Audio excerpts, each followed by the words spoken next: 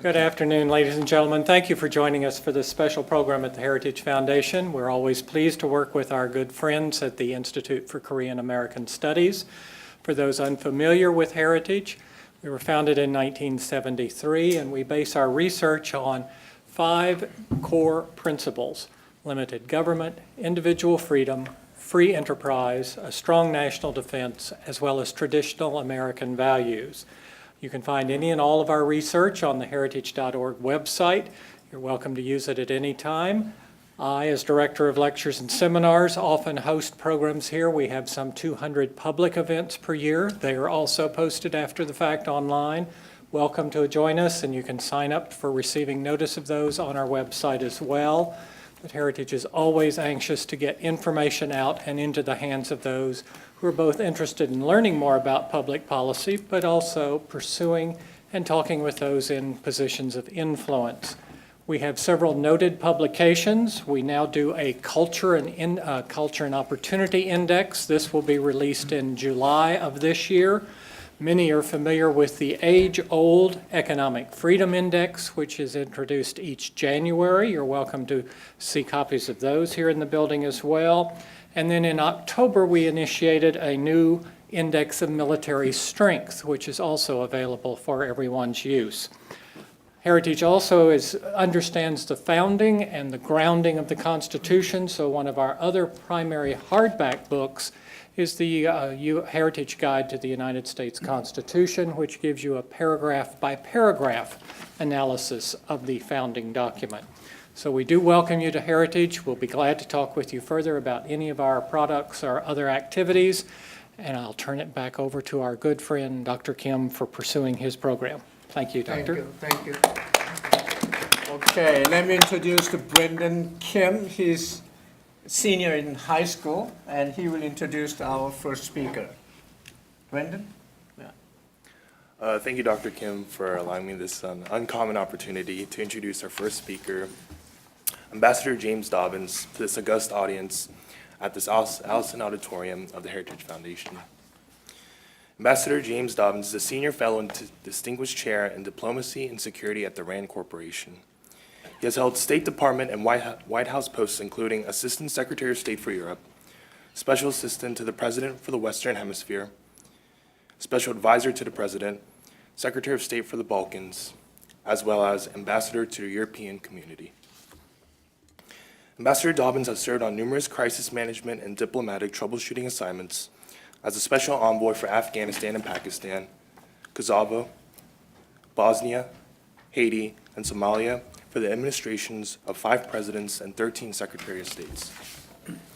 In 2013, he returned to the State Department to become the Obama administration's special representative for Afghanistan and Pakistan, returning to the RAND in 2014. Ambassador Dobbins is the author of just published memoir, Foreign Service, 5 Decades on the Front Lines of American Diplomacy, as well as co-author of Rolling Back the Islamic State. Ladies and gentlemen, please join me in welcoming Ambassador Dobbins. Thank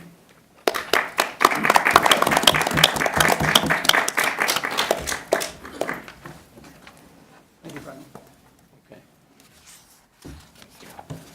Well, after hearing that introduction, you're probably wondering why I'm here and what I have to say about, what basis do I have anything to say about Korea? And I think that's a fair question. I've not worked on Korean issues. In fact, I've not worked on East Asian issues other than 3.5 years in the U.S. Navy a long time ago in that region, and 5 years of my youth spent in the Philippines. So it was with some presumption that I authored a article in the New York Times 2 weeks ago, which I think caught the eye of our sponsor today and led him to invite me. So I'm really eager to get reactions. I'll explain what the article was about, and then I look forward to hearing from the respondents here and from others, because I know this is a complex subject with a long history. So the Korean War began some 67 years ago And in a formal sense, it's never ended. The fighting stopped with an armistice in, I think, 1953. And there's never been, and the armistice anticipated that there would be a peace negotiation and a peace treaty, and that never occurred for a variety of reasons. Over the years, there have been proposals to negotiate a peace treaty and formally end the war. North Korea periodically proposes that. China occasionally proposes it. The U.S. has pretty consistently rebuffed this again, for a variety of reasons, which some of which at least I'll mention. The armistice is unusual in that it was not signed by the United States, it wasn't signed by China, and it wasn't signed by South Korea. The signatories were an American general who represented the UN command, and a Chinese general who represented so-called Chinese volunteers. And so the states that were involved in the war actually never even signed the armistice, let alone a peace agreement. Now, this issue became more topical as we faced the prospect of North Korea's growing nuclear power, its possession of nuclear weapons and an increasing number of nuclear weapons, and in particular, its missile program and the progress that it has been making toward building an intercontinental ballistic missile that could strike the United States. The United States has said that that was unacceptable and has implied that it would take action, including potentially military action, to stop it. This thus putting us on a schedule toward a mounting crisis with a country. The current indications are that within 3 or 4 years, it will have the capacity of putting a nuclear weapon on an intercontinental ballistic missile. The options for dealing with the North Korean nuclear threat are limited. One is economic sanctions, which have been tried for a number of years. A second variant of that is more pressure from China, which again has been tried for a number of years. An alternative or additional measure is a negotiation, and there have been several efforts to negotiate with North Korea in an effort to persuade it and to provide incentives for it to abandon its nuclear program. And again, these have not yielded success. It struck me in writing this article, and I did have a co-author who actually was more expert than I on the topic, Jeffrey Hornung, who had just joined the RAND Corporation a couple of weeks ago, that a peace treaty ending the old Korean War was likely to play some role at some point in preventing a new Korean War. And the article suggested not that we negotiate such an agreement, but that we begin to consider what a negotiation, what a peace negotiation with North Korea might look like. What countries would participate? Would it be South Korea and North Korea? Would it be South Korea, North Korea, and China and the United States? Or would all of the countries that participated in the conflict under the UN command, which continues to exist, by the way, there's still a UN command, and there's still a number of countries that are formally party to the UN command, who in the person of the commander of that command signed the armistice, would they all participate? So that's one set of questions. Who would actually participate? Second would be, what would the agenda be? What items would go into such a treaty? And clearly there are a number, and clearly this is an area which is one of the reasons that there's never been a negotiation, is that first of all, there's the question of whether Korea would be a divided country or permanently divided country, formally recognized as such. or whether there would be provisions that would view it as a dividing country, which was ultimately going to be unified. So that's one difficult issue, difficult for both North and South Korea. A second issue is whether or not American forces would remain in South Korea after the agreement was signed. It's been a consistent North Korean view that an element of any peace agreement would be the removal of all foreign forces from the country. So there's the question of what is the agenda. Then what are the American negotiating objectives? What are the South Korean negotiating objectives? What can we anticipate that the Chinese and North Korean negotiating objectives would be? And given that those objectives are going to be incompatible, what would be plausible outcomes for the negotiation?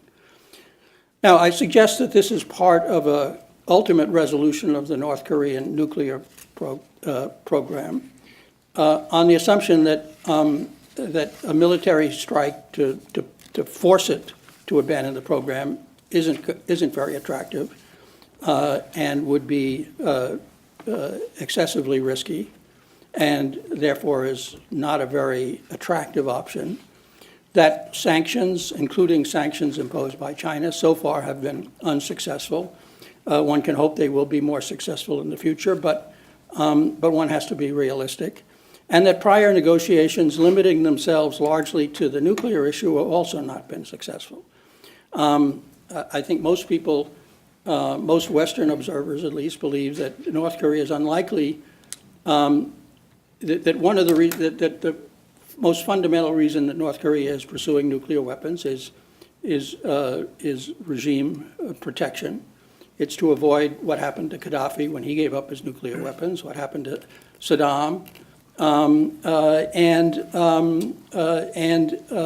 that therefore, if North Korea is going to give up its nuclear weapons at all, it's going to require pretty substantial assurances that it's not going to be subject to regime change, to mounting pressures from what would then be overwhelmingly powerful American and indeed South Korean forces. And to be logical, how can you persuade them that they have nothing to fear from us if you won't even end the war that started 67 years ago? But I'm not sure that if we entered into a peace negotiation that the nuclear issue, I mean, there's various options. One option is the American option, which is first you give up your nuclear weapons, and then we'll talk about a peace treaty. That would obviously be the most desirable, but it's the least likely to have the North Koreans agree. The Chinese have proposed that they freeze their nuclear program, and then we have a broader negotiation. And the North Koreans, of course, want to go directly into a broader negotiation. I'm not sure where on the spectrum we would fall on that. I think this would be part of a broader study of the options.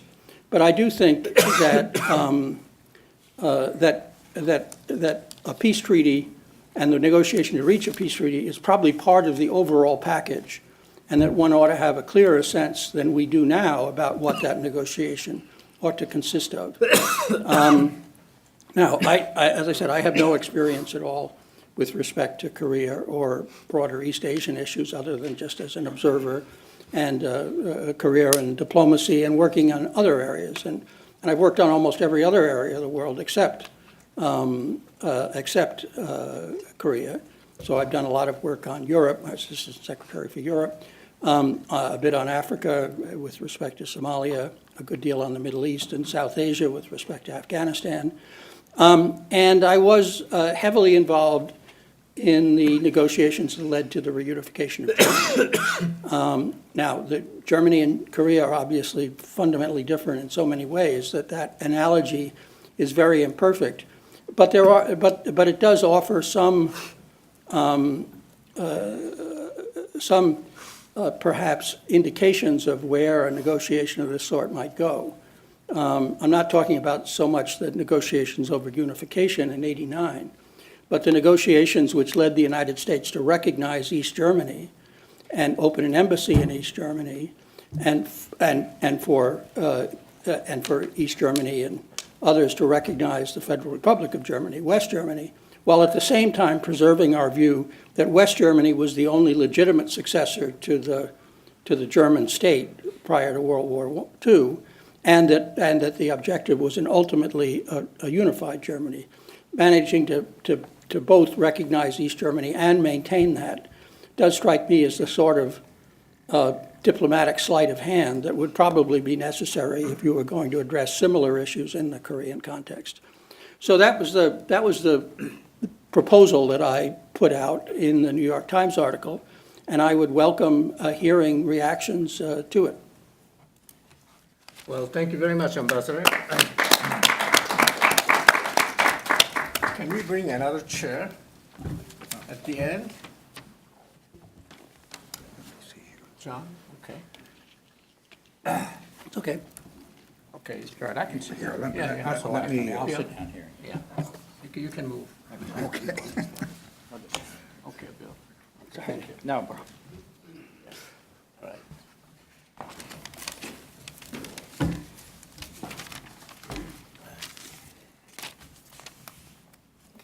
That being said, Larry?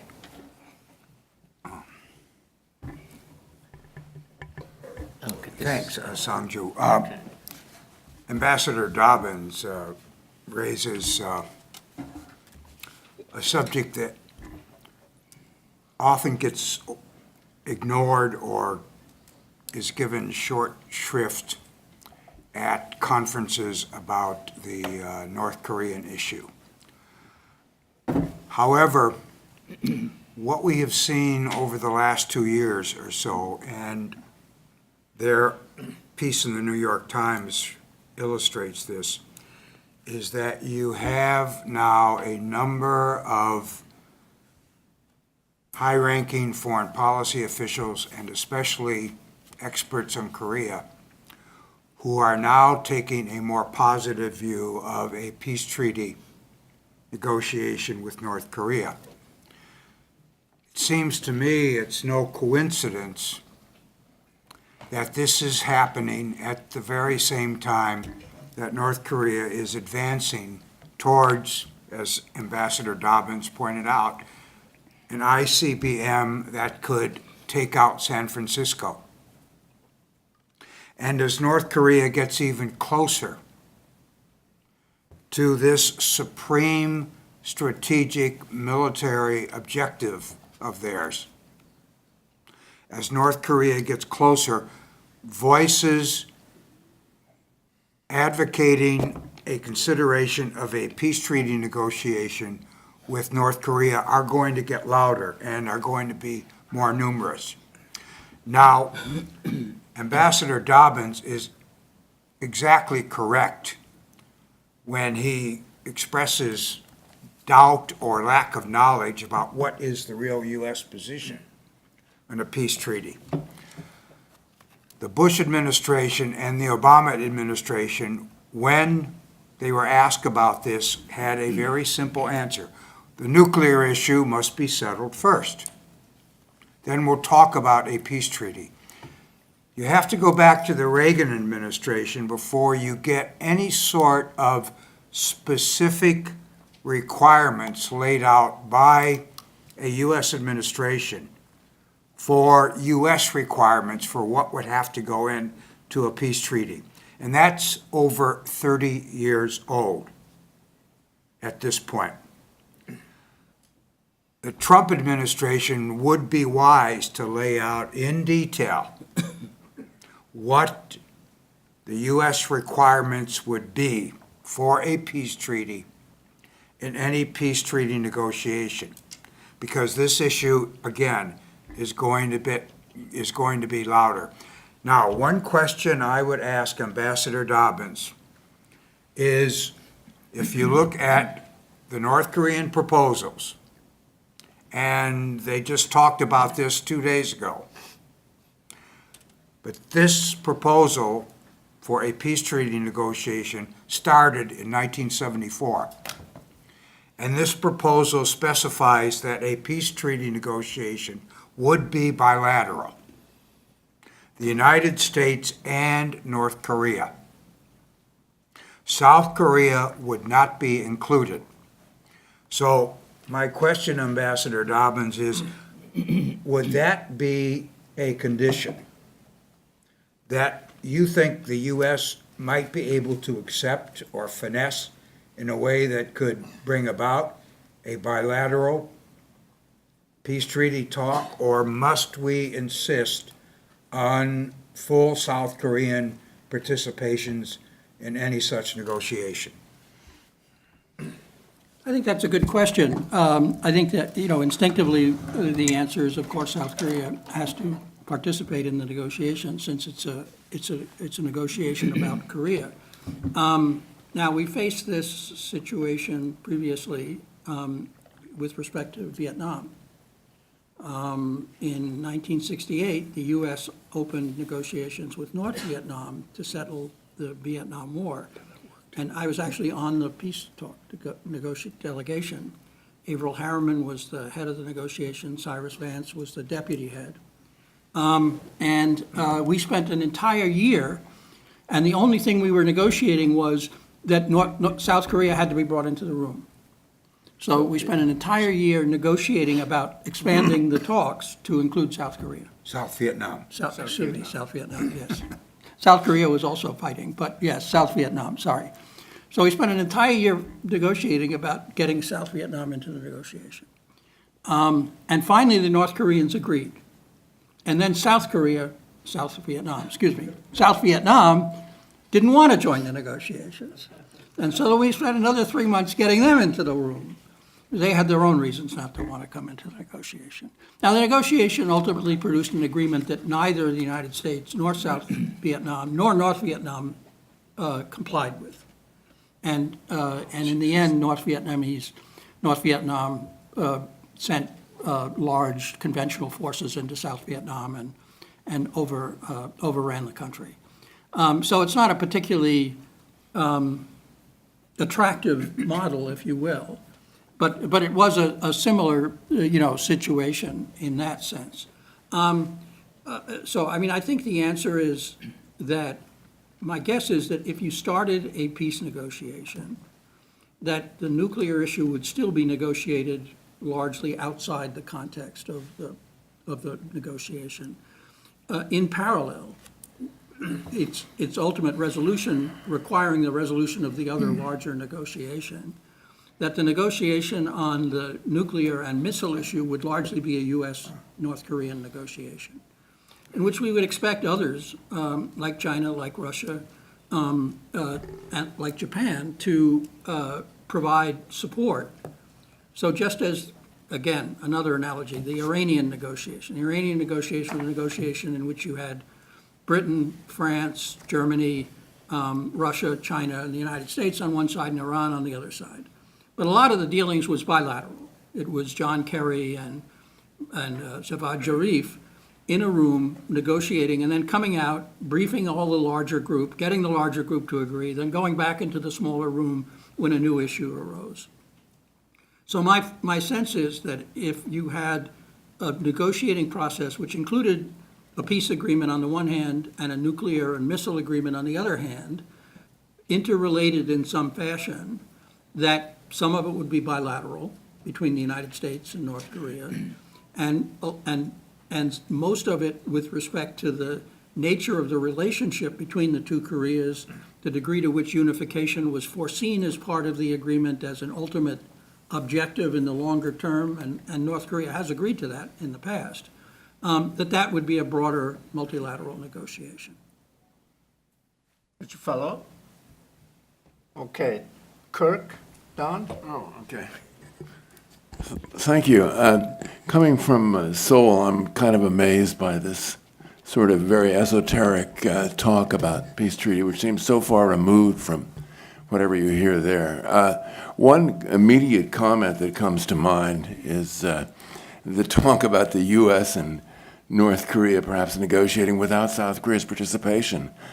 This conjures memories of so many other unfortunate events in modern recent Korean history, Taft-Katsura in 1905, and Soviet Union-US in 1945. But again, people seem to be talking seriously about a deal in which South Korea is not going to be a major party. I think that the German comparison is interesting only because it's so irrelevant.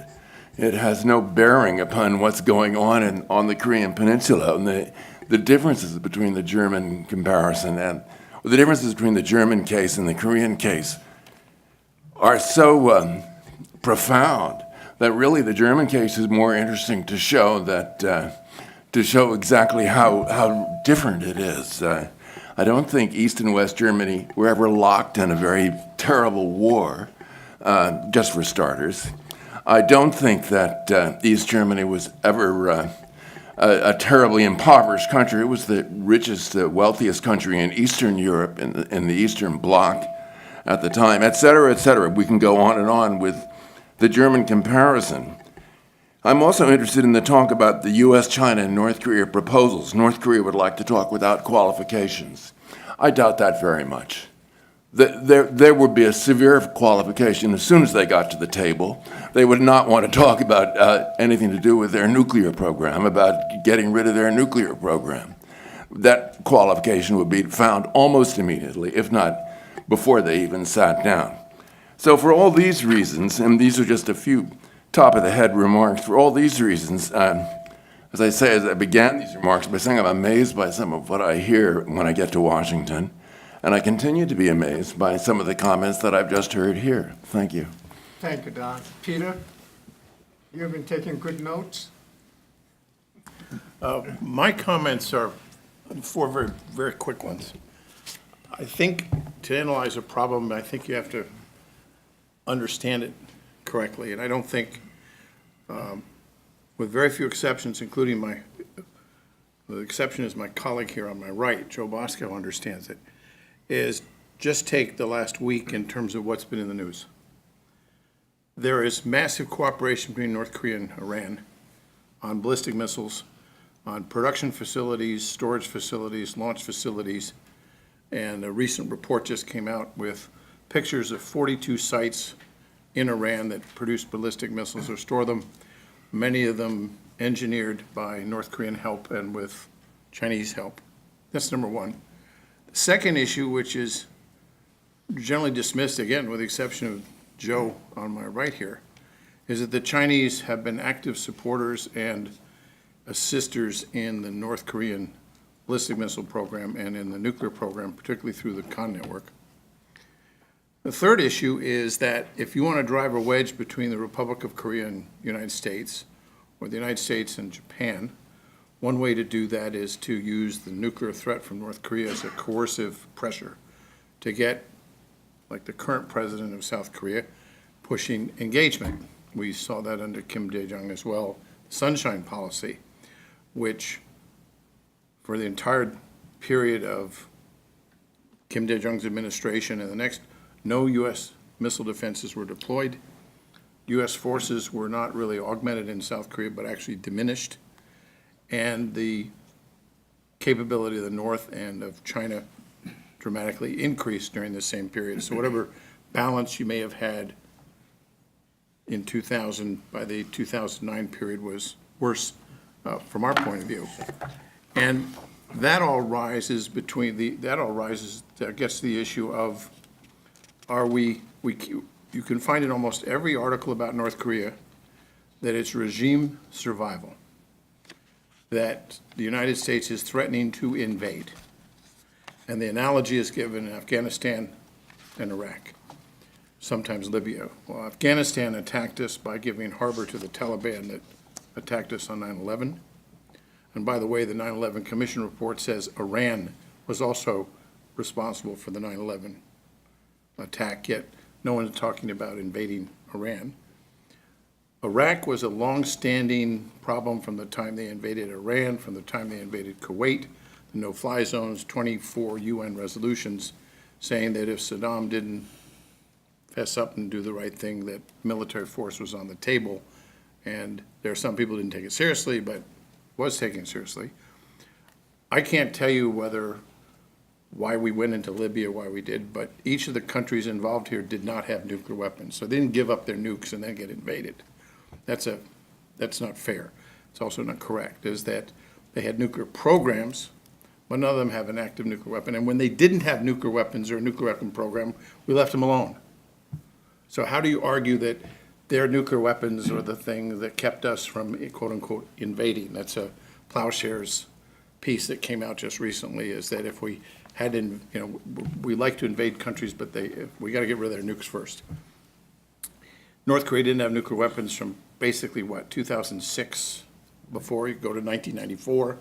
Not only did we not invade North Korea, we hardly ever said anything to them when they grabbed the Pueblo, when they killed our soldiers in the DMZ, when they blew up an airplane off of the Gulf of Siam, when they committed one terrorist attack after another, after another, after another, or supported others that did.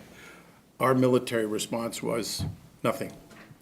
Sometimes the South Koreans did. So I think I'd like to see someone analyze this from the point of view, maybe the Chinese really do want North Korea to have nuclear weapons. Maybe the ballistic missiles and nukes are all one and the same strategy. And just parenthetically, I wish people would stop saying that North Korea may have an ICBM capability. A gentleman who works here, who used to be the head of the North Korean desk at the CIA,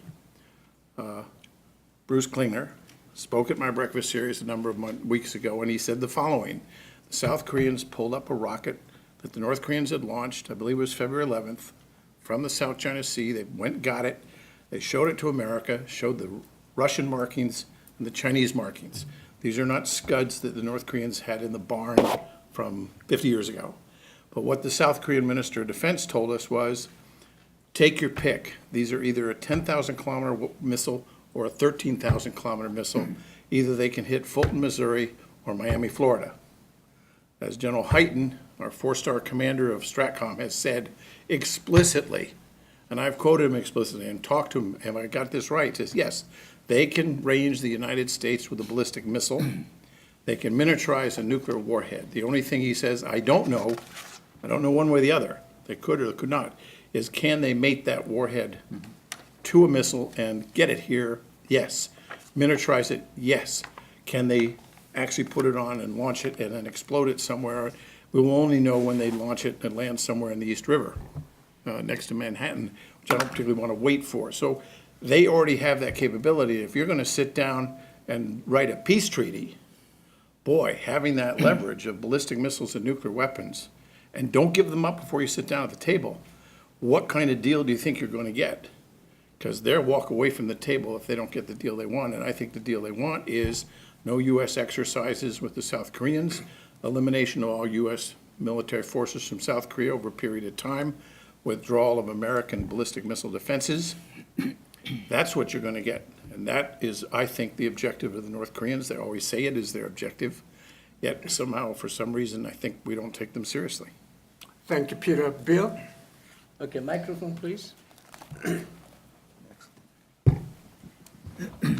Yeah, I mean, I think it's, I've always been a little bit torn on this issue, to tell you the truth. The reason for that is the North Koreans, I think what Larry is saying is exactly right. People, when they talk about a peace treaty, everybody says, yeah, why not?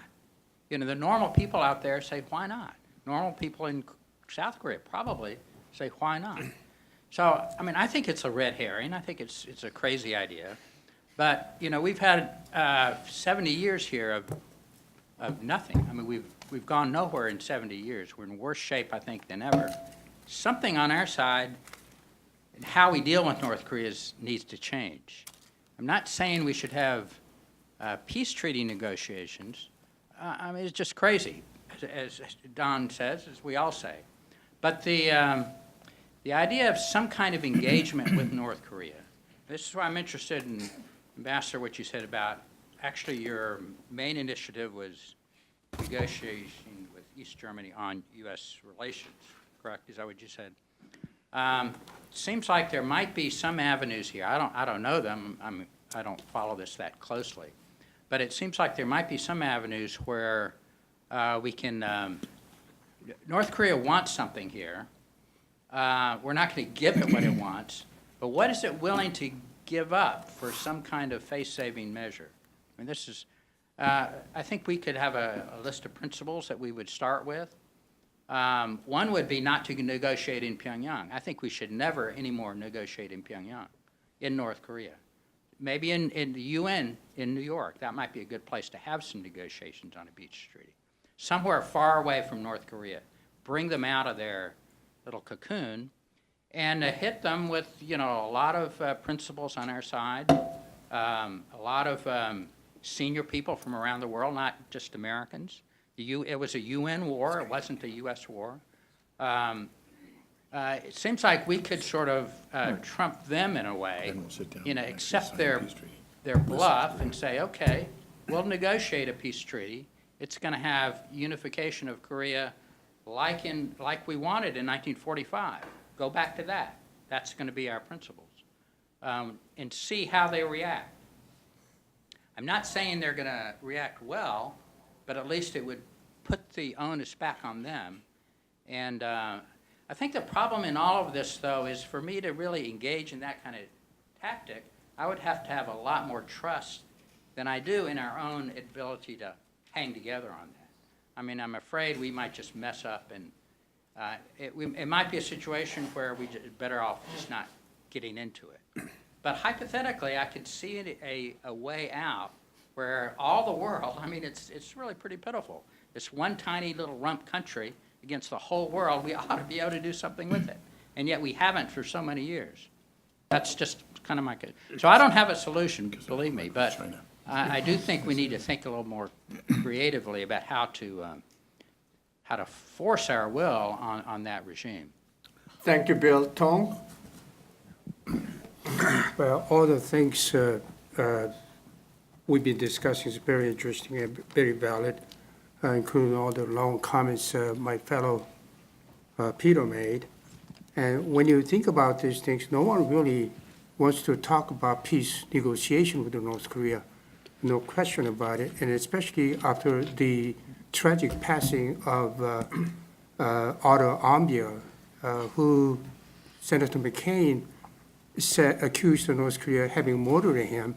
There's no mood whatsoever, either in Washington or elsewhere, or even in Seoul, to talk about peace treaty. But nevertheless, since topic for this discussion is peace negotiation or peace things, I've been involved in academic studies of this peace regime or peace building in South Korea. So let me just to make a quick comment. Number one, with respect, Ambassador Dobbin mentioned the scope of participants, who's going to participate in negotiating this peace treaty or agreement, but I think we are all talking about agreement, not treaty, for the obvious reason that I won't go into details.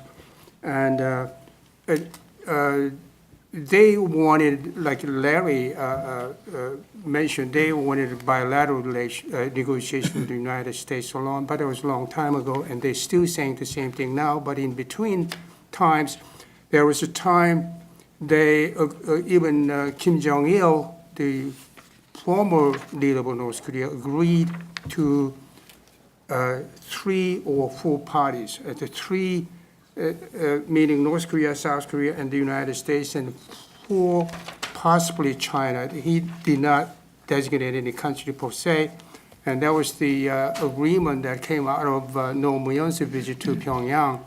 And then there is the sequencing of items of negotiations. We're going to denuclearization first, or can you have a peace agreement as a step or as a means to facilitate denuclearization? There's an argument on both sides.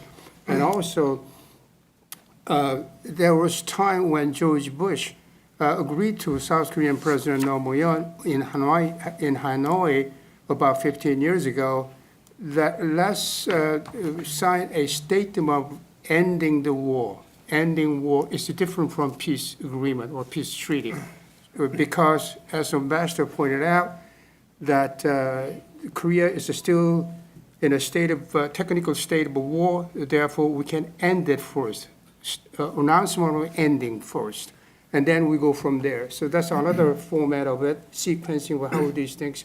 But I think Ambassador Dobbin is right. When you deal with this kind of things, you're going to have to deal with all kinds of relevant parts to achieve some kind of agreement to stabilize a peace, the ending the war and prevent the war, and then you need some kind of a mechanism to do that.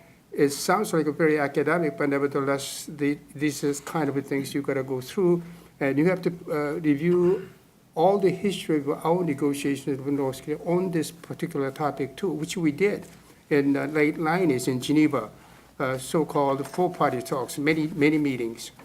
I was in each one of them.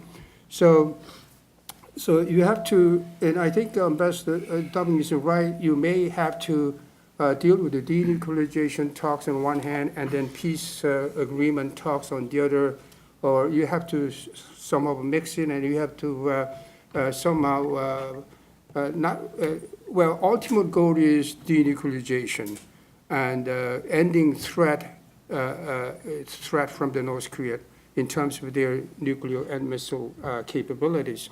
We are going there. That's ultimate objective, but there are small steps we can take in the meantime. I think in general we have to take a very comprehensive approach to this issue, not just the peace treaty, a peace agreement, but to resolve the whole issue of the North Korean question. Thank you, Joe. Just one brief comment on Bill's point or his question. How could this puny little country stand up against the entire world? The answer is that it doesn't stand alone. It has big, powerful China standing right next to it, protecting it at every instance diplomatically at the United Nations, weakening the sanctions and then seeing to it that they're not implemented properly, cheating on all kinds of commitments it made. So there's the answer as to why North Korea can stand up against the rest of the world. And Russia also plays a role in support of North Korea. Thank you, Joe. Okay, now, just Peter Kang. You stand up. I know you did some homework to get here. Would you please bring the microphone to him, please?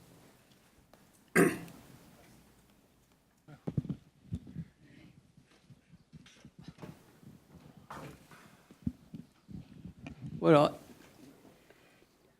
I'm not really prepared, but if you ask me a specific question, can you, which aspect you want me to talk about? Yeah. Or just anything? Whatever is in your mind on this topic. Okay. I heard somebody saying that North Korea is giving us the whole world trouble because of China, but that's just one aspect. But basically, North Korea is controlling United States, South Korea, and the whole world because of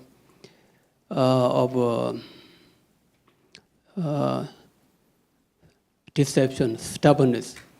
You all say that our pressures didn't work, etc., etc. We didn't exert enough pressure. Pressure has to be comprehensive, sustained, and you have to keep doing it until it accomplishes. What we have been doing is we give this pressure, that pressure. North Korea gets mad and then getting excited, and then we give up. We just abandon it because people say that okay, North Korea didn't listen.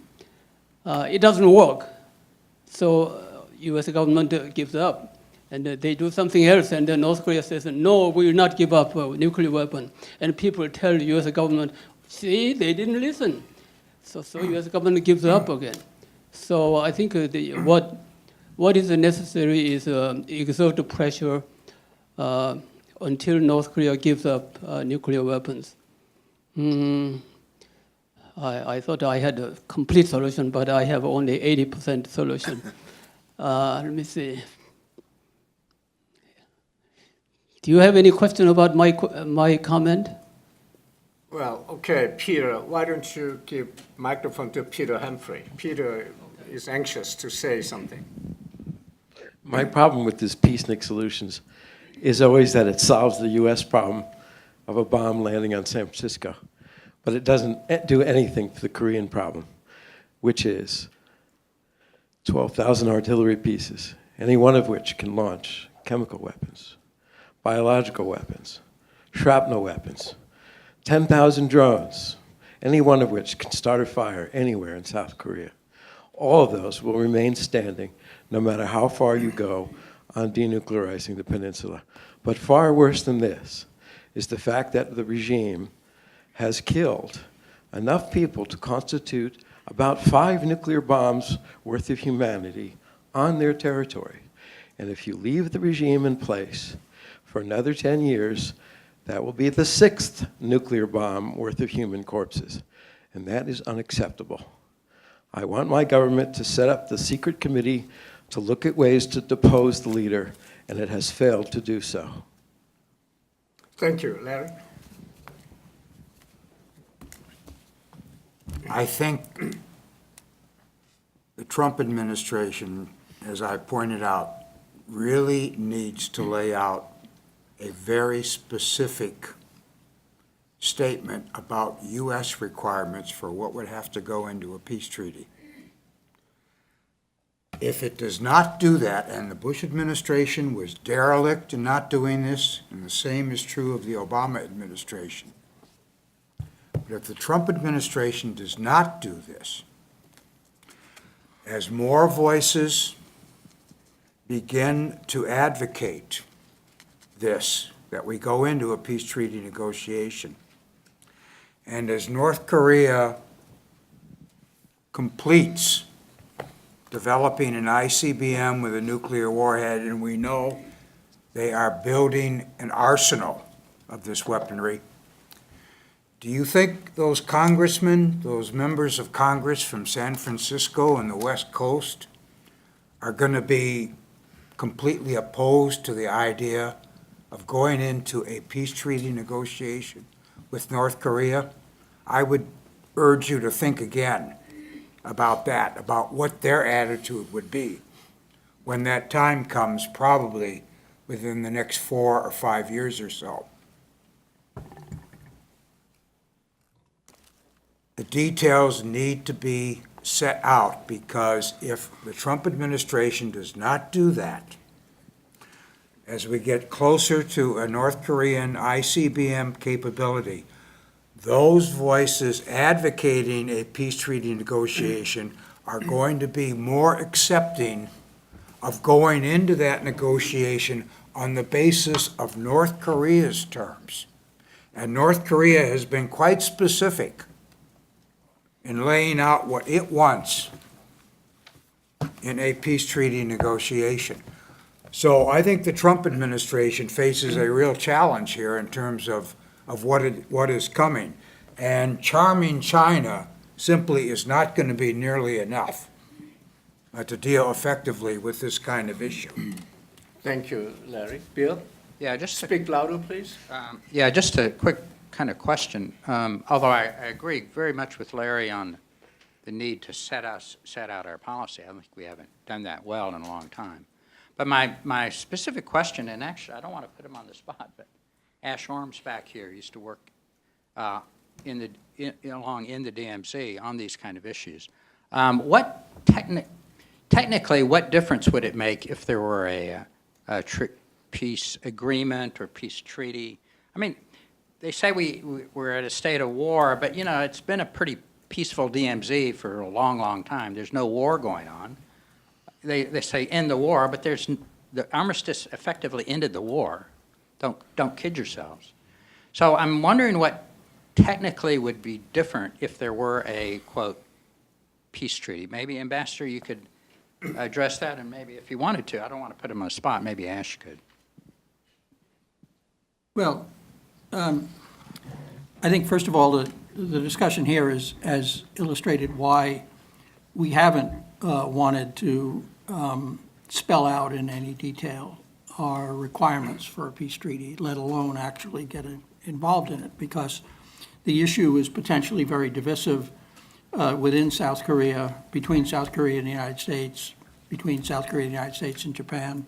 And given the prospects of actually negotiating a satisfactory agreement with North Korea being so dim, why get into something that'll be a big interagency hassle in Washington and then a bigger alliance issue?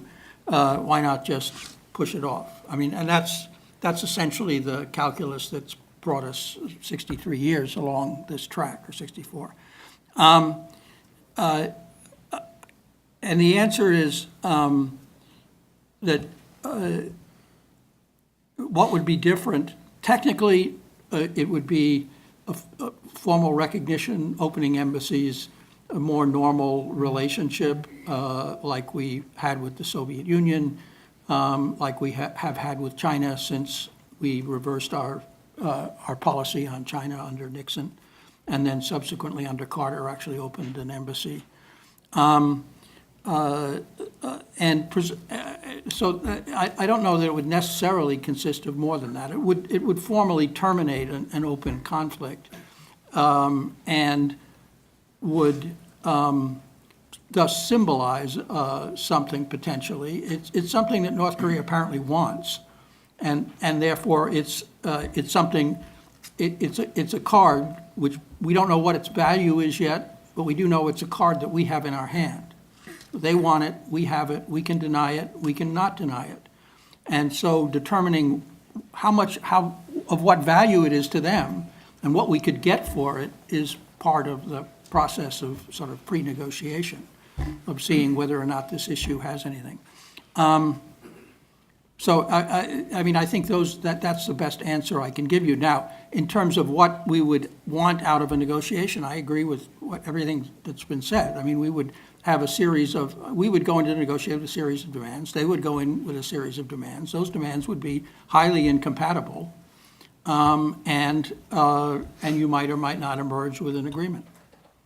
So the question is not only whether an agreement would be worthwhile, if it was agreement on our terms, it would be, but whether opening the process creates more problems than it solves. And I think what we've heard is that it does create a lot of problems, and that's one of the reasons we haven't done it. But you connect the normalization. Use your microphone, please. Speak louder, Bill. Sorry. So you directly, I mean, can you do one without the other, either one? Theoretically. Can we normalize without a peace treaty, or could we have a peace treaty without normalization? I think the answer is yes to both of those. Bill, if you like, I can also address it. Peter, where's microphone? Yeah. Would you like for me to address the question? Just 1 second. There's someone. Okay. Yeah. Okay, I just want to Speak add. louder, please. Yeah, I want to add just one dime's worth more. As far as peace treaty is concerned, both North Korea and South Korea are enemies, basically. The situation will not end. It will never end with the peace treaty. It will have to be one country taking over forcefully the other one. Either we do free democratic unification led by South Korea, or North Korea has to invade South Korea with the use of a nuclear weapon, biological, chemical, whatever, okay? So peace treaty, the only peace treaty that they are talking about is right now is North Korea's proposal to kick out South Korea. That is basically North Korea taking over.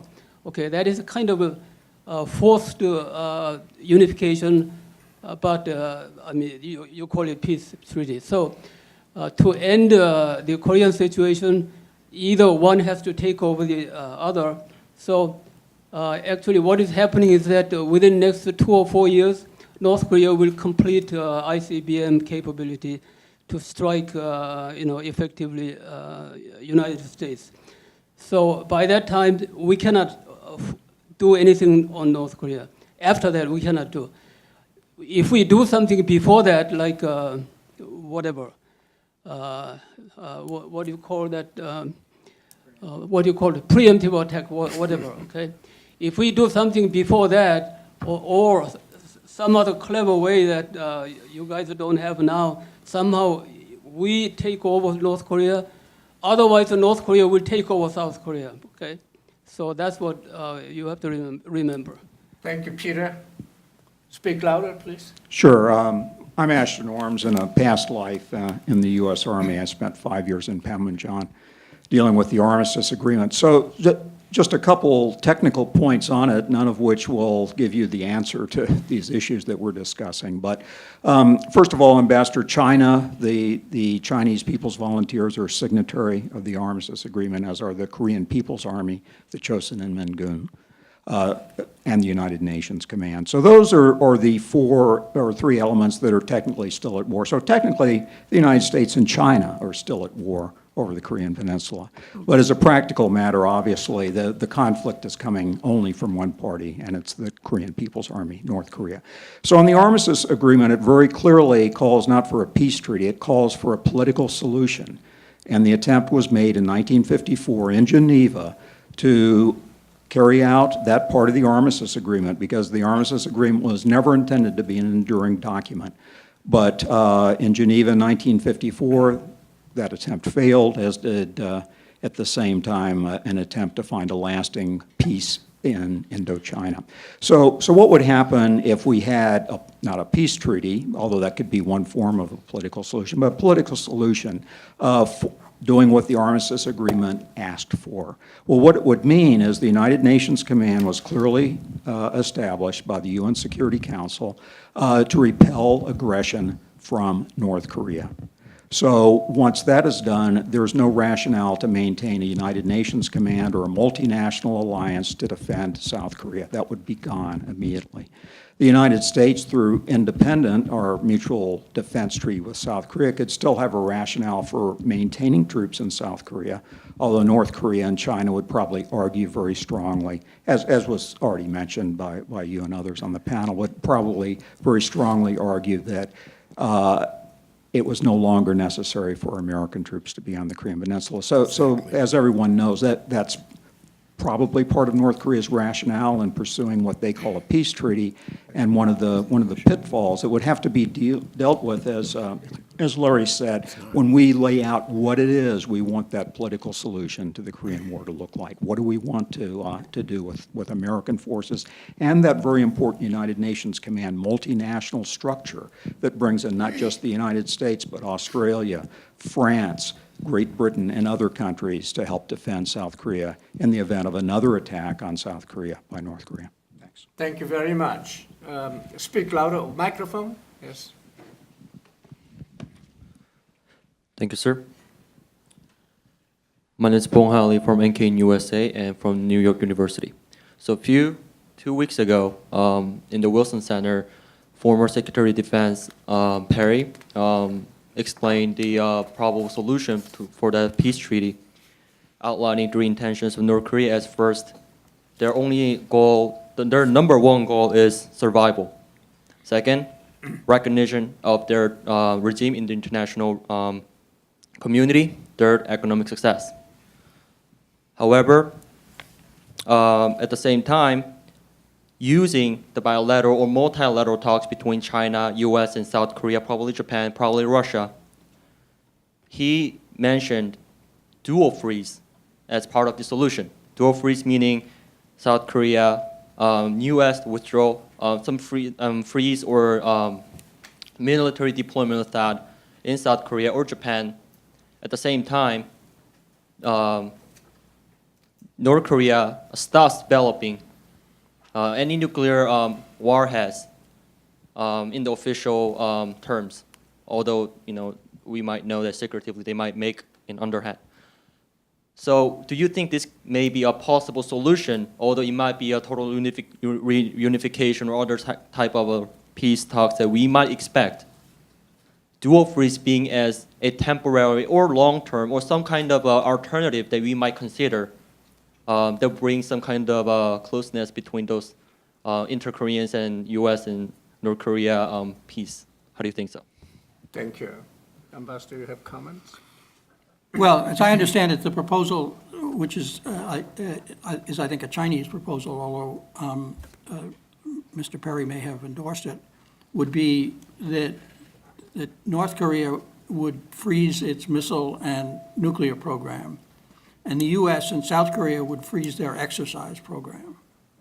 I don't know that it had anything to do with Japan. At least I was unfamiliar with that. And that this would be that this would permit a negotiation over the full denuclearization. In other words, this would be an interim step in order to allow negotiations to begin. Now, one of the questions, you have several questions. First, how could you verify that the North Koreans had actually stopped the development? That would be very hard. You'd need intrusive verification measures of some sort, one assumes, and it's hard to see North Korea agreeing to them, but that would clearly be part of any such agreement. Secondly, how long would it last? Would it last indefinitely? In other words, or would it be time limited? So we'll do this for a year and see if that gives us enough time to have a negotiation. I think there's obviously a strong resistance on the part of both South Korea and the United States to reducing the exercise program, which is designed to allow South Korean and American forces to collaborate in the defense of South Korea. On the other hand, the likelihood of a conventional North Korean attack on South Korea making very much progress is also limited. So maybe that would be a risk worth taking. I don't know. But I think that this is proposed as a way of opening negotiations toward the broader objective. On the question, incidentally, you raised whether recognition and a peace agreement could be separated. They were separated in the German case. So in I can't remember, 76, 77, something in there, we recognized East Germany, opened an embassy, and fully normalized relations. But there was no German, there never was a peace agreement ending World War II for a lot of the same reasons there isn't a peace agreement ending the Korean War. And that was essentially ended by the agreement that reunified Germany. And by a host of other ancillary agreements with a larger number of countries. So the answer is they could be separated. They were separated. Mike, you have something? Mike? Michael Marshall, Global Peace Foundation. There was, it seems to me that it's very hard in reality to separate a peace treaty from denuclearization. I mean, even if you had the two discussions running in parallel. And the North Koreans have shown no inclination whatsoever to even begin talking about their nuclear program. There was, I think it was last Friday's Washington Post, Bruce Klingner of this institution and Sumi Terry had an op-ed article describing track 1.5 set of talks that they'd been at with North Korean officials. And the North Koreans had laid out from the get-go that they were not going to talk about their nuclear weapons, that was something they were committed to. And so they weren't even hinting that this would be part of any discussion. So that seems to act as a major disincentive for getting into any wider negotiations. I guess my summary question would be, is there anything that we, the US and the Republic of Korea, and other allies, but those two countries centrally, that we want, that we actually believe that the North Koreans would be willing to give? And on the other hand, are there any things that the North Koreans have stated they want that we would actually be willing to give? I don't see any positive answer to either of those questions, but if any of you have any thoughts on some items that might actually be up for negotiation, I'd be interested to hear them. Well, the North Koreans have negotiated about their nuclear program on multiple occasions, so I don't think you should be, I don't think it's impossible to think they would be willing to sit down and talk about it again. That doesn't mean they'd be willing to agree to something that we would require. I'm not suggesting that. I think, again, you have to say, what are your alternatives? If this has a 1 chance in 100, and all your alternatives have no chance in 100, then that's what you're left with. So what are your alternatives? And the alternatives for dealing with North Korea are sanctions, don't seem to work. Negotiation doesn't seem to work. or we just learn to live with it. They have nuclear weapons, they have ICBMs, okay, we've lived with that before, we'll live with it again. We tell them we'll obliterate them if they attack us, and we'll just have to sit back and accept it. Those are the real alternatives. And against that background, taking a chance on negotiation, strike me, is at least worth thinking about. Don. Well, a couple of thoughts come to mind. You mentioned the regime change as such a thing that should happen. I think you better be careful what you wish for. You don't know who would come in there. You don't know what type of massive unrest would be going on, not only in North Korea, but in South Korea. So I think that, it's not realistic to talk about regime change, even if it may be possible. It's just, I'm not saying it's not going to happen someday, but it's not something that need come up in discussion, serious discussion, although, I just don't think it would, I just don't think it's really an option. The other point is that, again, throughout this discussion, I don't hear much talk about the South Korean role. The president of South Korea is about to come here. He's got some ideas about what he thinks should be done. And he's in favor of dialogue on some levels. He's not, by the way, nearly as soft line as some people might think or hope. He's not at all that. They haven't indicated a really soft line. On the other hand, he is in favor of dialogue, and he is in favor of contacts and so forth. And I think that there has to be, we have to place some hope or some confidence in the ability of South Korea to make some relationships with North Korea that might be helpful. And again, I wish to emphasize that under no circumstances should any peace agreement or treaty be considered or negotiated with North Korea if South Korea is not a negotiating party. That is totally essential. South Korea is a powerful country. We all know how strong it is economically. It's also quite strong and determined militarily. It's not the same country that existed in 1950-53. So I think that we have to recognize the fact that South Korea has got to play a fully equal partner role in a negotiation for anything, which I don't hear being expressed here, and which I feel quite strongly about. Thank you. Thank you, Tom. Yeah, I just want to make a few observations. With respect to the utility of the armistice agreement, North Korea has announced that they would not abide by the armistice agreement, but there is no shooting war ever since their declaration. And we all remember the armistice agreement was not to resolve the Korean issue, as it was discussed by one of the gentlemen from the audience, that following year there was a meeting in Geneva which was tried to look for a political solution, which everybody fell in. And so that's the point. And I think coming back to Chinese offer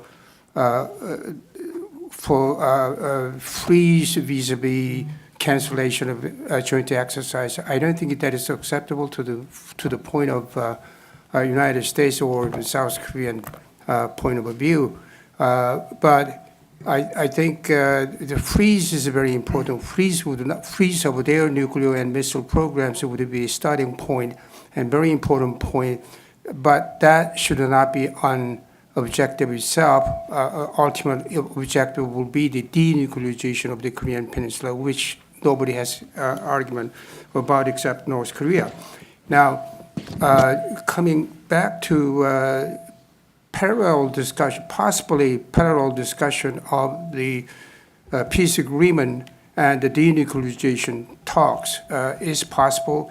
You can start on parallel on both track, and then sequencing of that would be once you got almost agreed on peace agreement, every components that U.S. sides want and South Korea wants and anyone else want, and including one possible condition that is something we were telling North Koreans that they were not completely persuaded on that, what it was. Security assurance coming from the multilateral arrangement, like a six-party formula, is better for North Korea than getting from the United States or just the two allies, United States and South Korea. We've been telling them that. So once these things are all in, and we are about to reach the final agreement on that track, and going parallel with denuclearization talks, the sequencing of the two agreements, you can do it right after denuclearization agreement, the final agreement. But this is important only because if denuclearization, the peace agreement talks would help the process of denuclearization. Everything is geared on toward denuclearization. Thank you. Thank you, Tom. Larry? I'll just second what Don Kirk said in terms of my view of what our requirements should be for a peace treaty.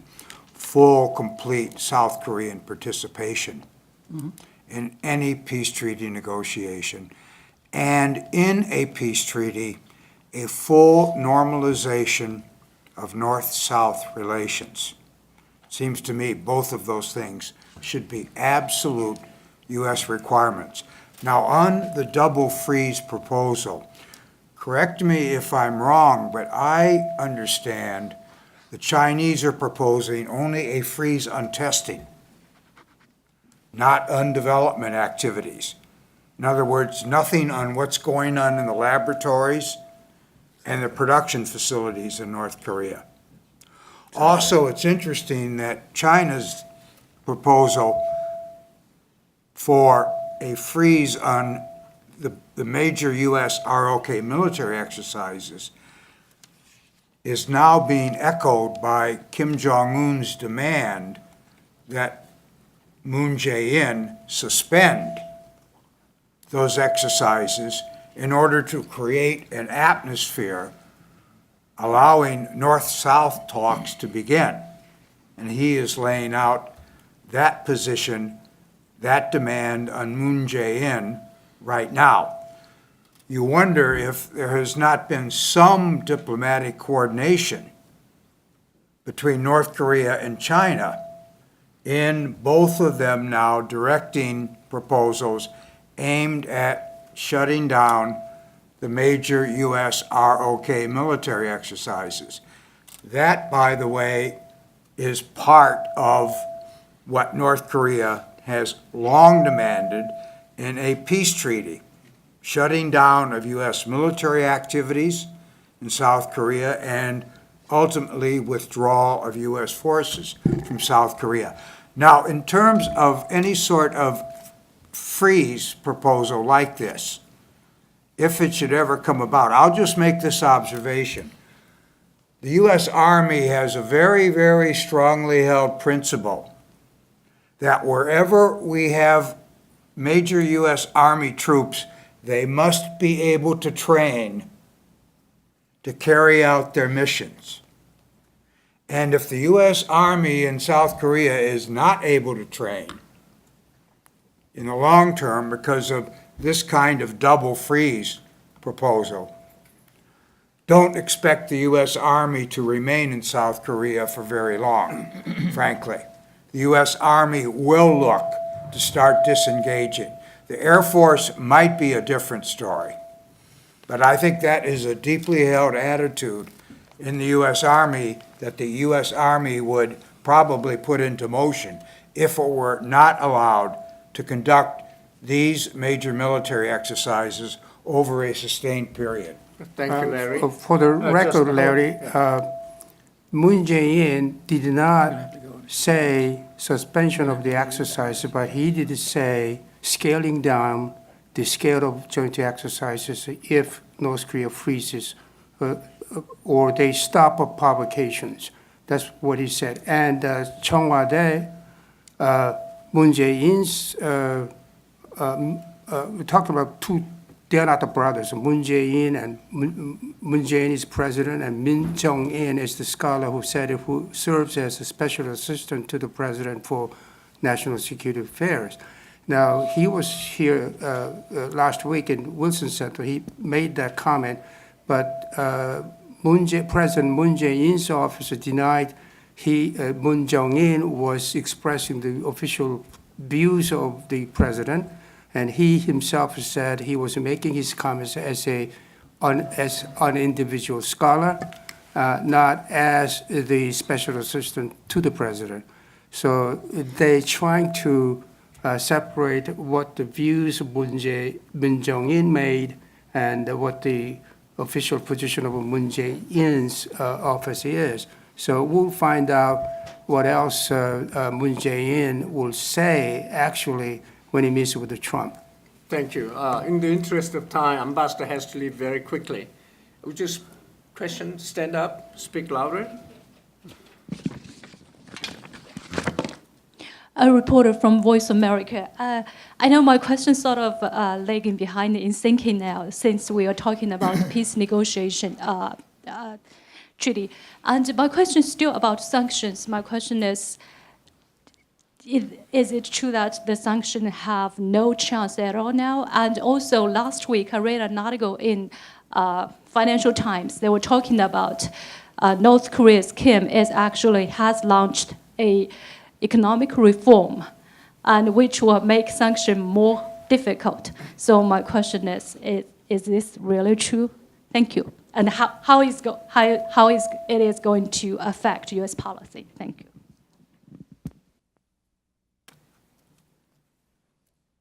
Well, I mean, I think if China were to apply sanctions more rigidly, more comprehensively, they might have a greater effect.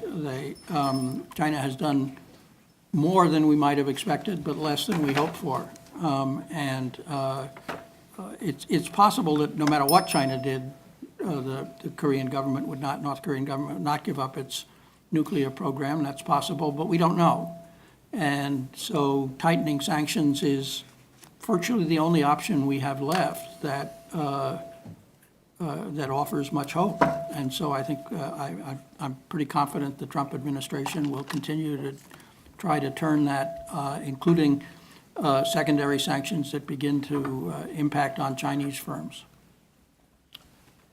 All right, Larry. Quickly, the United States has not employed the oil cutoff diplomatic card with China. And until the United States, the Trump administration, actually does that, it seems to me you cannot state categorically that sanctions will never work, because that is the sanction that really would bite into North Korea. The oil card. With that understanding, We have to remember what happened the last time we played that card, 1941. okay. Tristan, quick. Thank you very much. Very quick question, particularly to Joseph Bosco and Peter Plessy. Asking for your opinions on the Trump administration secondary sanctions to any significant extent against China. Why do you think there has been such hesitation? How many months has it been since the inauguration? Well, give him the microphone, yeah. Sorry, I understood his question. I'm sorry. Do you think that there's any particular reason for any hesitation for applying secondary sanctions upon Chinese entities? No, I think the administration first said, okay, we will ask China for its help. In asking China for its help, we'll pull back on saying its currency was manipulated. We'll pull back a little on the South China Sea as a gesture of goodwill. They did both those things, for which they got a lot of grief. The Chinese, I think, have been playing a double game all along. They say, see, we're not going to import any more coal from North Korea. Oh, but you've already met your quota for the year. And oh, by the way, that coal barge that you pushed away, it went down the coast and you unloaded it anyway. Okay? And your trade with North Korea has increased 34%. So now 90% of all the trade with North Korea is Chinese, in part because other countries have reduced, but China has gone up. So the administration, you've seen it in the press, hysterical, about the Secretary of State says, I don't think China's delivered. The president has said, okay? Which is exactly what the Trump administration wanted to establish for the record, that China was unwilling, okay? So then the question is, are we willing to take the Chinese to task for that, saying, we're gonna start using your banking system and the oil leverage. Every drop of oil sold in international commerce must go through a US bank, because it's denominated in dollars, even if it's for a millisecond going through. You can put a stop to it. Is it gonna cause problems with China? Too bad. That's why my point is, people don't seem to read the tea leaves and connect the dots. People have said that North Korea is not aggressive anymore because they haven't come across the border again, the DMZ. Look at where all the North Korean weapons are going. They were in Sri Lanka, to the Houthis in Yemen, to Hamas and Hezbollah. They're joined at the hip with China and Iran and Syria, where they tried to build a nuclear reactor. This idea that we've got choir boys in North Korea and they're just desperate for a peace treaty, it doesn't do anything as to, okay, sign a treaty, we're no longer at war with you, then what? Does the North give up all its designs that you see throughout the world? I mean, they're not very transparent, so we have to dig to find this stuff. But they are in an alliance with Pakistan and China and Iran and Syria, and these people are at war with the United States, albeit they're not doing cross-border wars like they did in Korea in 1950, okay? They do guerrilla wars, they do terrorism, they do cyber war. China, according to the former head of the National Security Agency, Keith Alexander, when I had him at dinner back in 2009, I said, how much is China stealing from American companies every year in technology?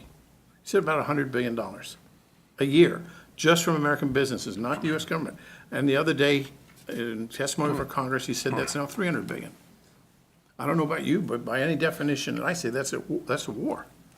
And this idea that we cut off Japanese oil and that caused World War II, they went into Manchuria and Indonesia, Malaysia, and Burma long before we cut off oil. In fact, they're using our oil to steam their ships and to fuel their airplanes in order to do that.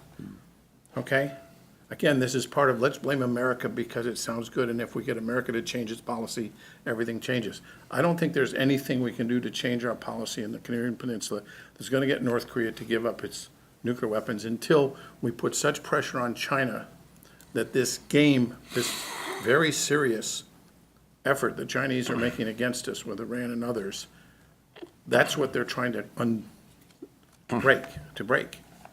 It's a toughie, because you look at Russia and Eastern Europe, you look at China and South China Sea. This is not you look at Iran and the Houthis going after Saudi Arabia, Hezbollah and Hamas. This is not a coincidence. These are not accidents. These aren't just, oh, well, they're terrorists. Oh, well, they do that. These are very serious people that are aimed at taking down the Western establishment and rules of engagement that have been put in place since World War II, albeit with reiterations and changes, which have developed the peace and prosperity that we count on in Europe and in East Asia with the tigers and a lot of the world. They don't like that system. They want to destroy it. And we can smile all we want and grin about it, but what do you think they're doing this for? Okay, it costs enormous amounts of money, costs enormous amount of lives. They're joined at the hip with drug cartels and terrorists, and yet we seem to think this is what? A coincidence? Thank you very much, Peter. Let's give our speaker, Ambassador Dobbin, a round of applause. Ambassador, this is a good topic. I'm glad you wrote the Thank you. You started something car, so I'm gonna have to. more to come. Oh, wow. Okay. Give me the Thank you. And also, you play golf or tennis? Absolutely. Oh, thank you, that's great. It says the Iranians. Thank you. Thank you very much, Ambassador. We'll get Thank you. Thank you. You know that, you remember that. Now, where is this new information? Okay, on we'll Iran have and North Korea? 3 minutes break, because next speaker just arrived. 42-page paper. Stand up and stretch, from and the National let's have a Assistance next with pictures speaker. Of Iran. Yeah, Pictures of all the they've done 42 things about this before. Every single time I've done it, they've been Oh, yeah, they've been correct. Okay. You may think they're a little strange, as Yeah. they have been, Yeah. but Boy, I tell you, when they come up with pictures Yeah. and they evidence, it's been William Brown. proven. I mean, I asked my Israeli friends. I said, what do you think? label that I saw. About a And they month, came back and said, it's all right. about a month before we signed the nuclear treaty with Iran, Just a minute, a let me major hear what Larry has to say. delegation of North Korean nuclear and missile experts visited Tehran. Yes, they did. And the National Council laid They're out working there. details of who they met with, where the meetings took place. The State Department got asked about it and just sloughed it off. Well, we can't comment on intelligence information or No, they claimed don't want to. intelligence. They don't want to. And that was the last they ever said about it. Who reported that publicly? The National Council of Resistance of Iran, which is an exiled Iranian group. Well, what they've done is, though, every time they come out with information, it's poo-pooed by Iran, and the intelligence community says, we can't comment, and then time goes on and bingo. Yeah, we find out yeah. that it's actually true. Everybody forgets about it. Now, we could argue that none of this is bearing on the deal we could make with them. And the That this Chinese hostility and facilitate aggression. much of this It's beside the fact. Iranian, North Just, Korean reading the comments this morning about strategic the moderates collaboration. versus the conservatives in Iran. The only moderates in Iran are in the prisons or underground or dead. And this fairy tale that Rafsanjani was a moderate, he helped plan 9/11. He was the one who helped train with Hezbollah, the hijackers, that taught them how to muscle the crew in an airplane to prevent anybody from getting from the passenger side to the flight deck. Now, the Israelis understood this, and that's why every El Al plane has no door between where the pilot and co-pilot sit and the passengers. Now, that doesn't mean the plane doesn't necessarily blow up, but it can't take the plane and run it into a building. You mentioned a recent report about Iranian missiles. That was the Mujahideen. No, not the Mujahideen, but what are they called? Something Al-Paca. I have it here. Yes, I have it here. It was printed. I don't know whether Real Clear Defense put it up. I have it. I think I have it here. It's actually pretty well done, have to be.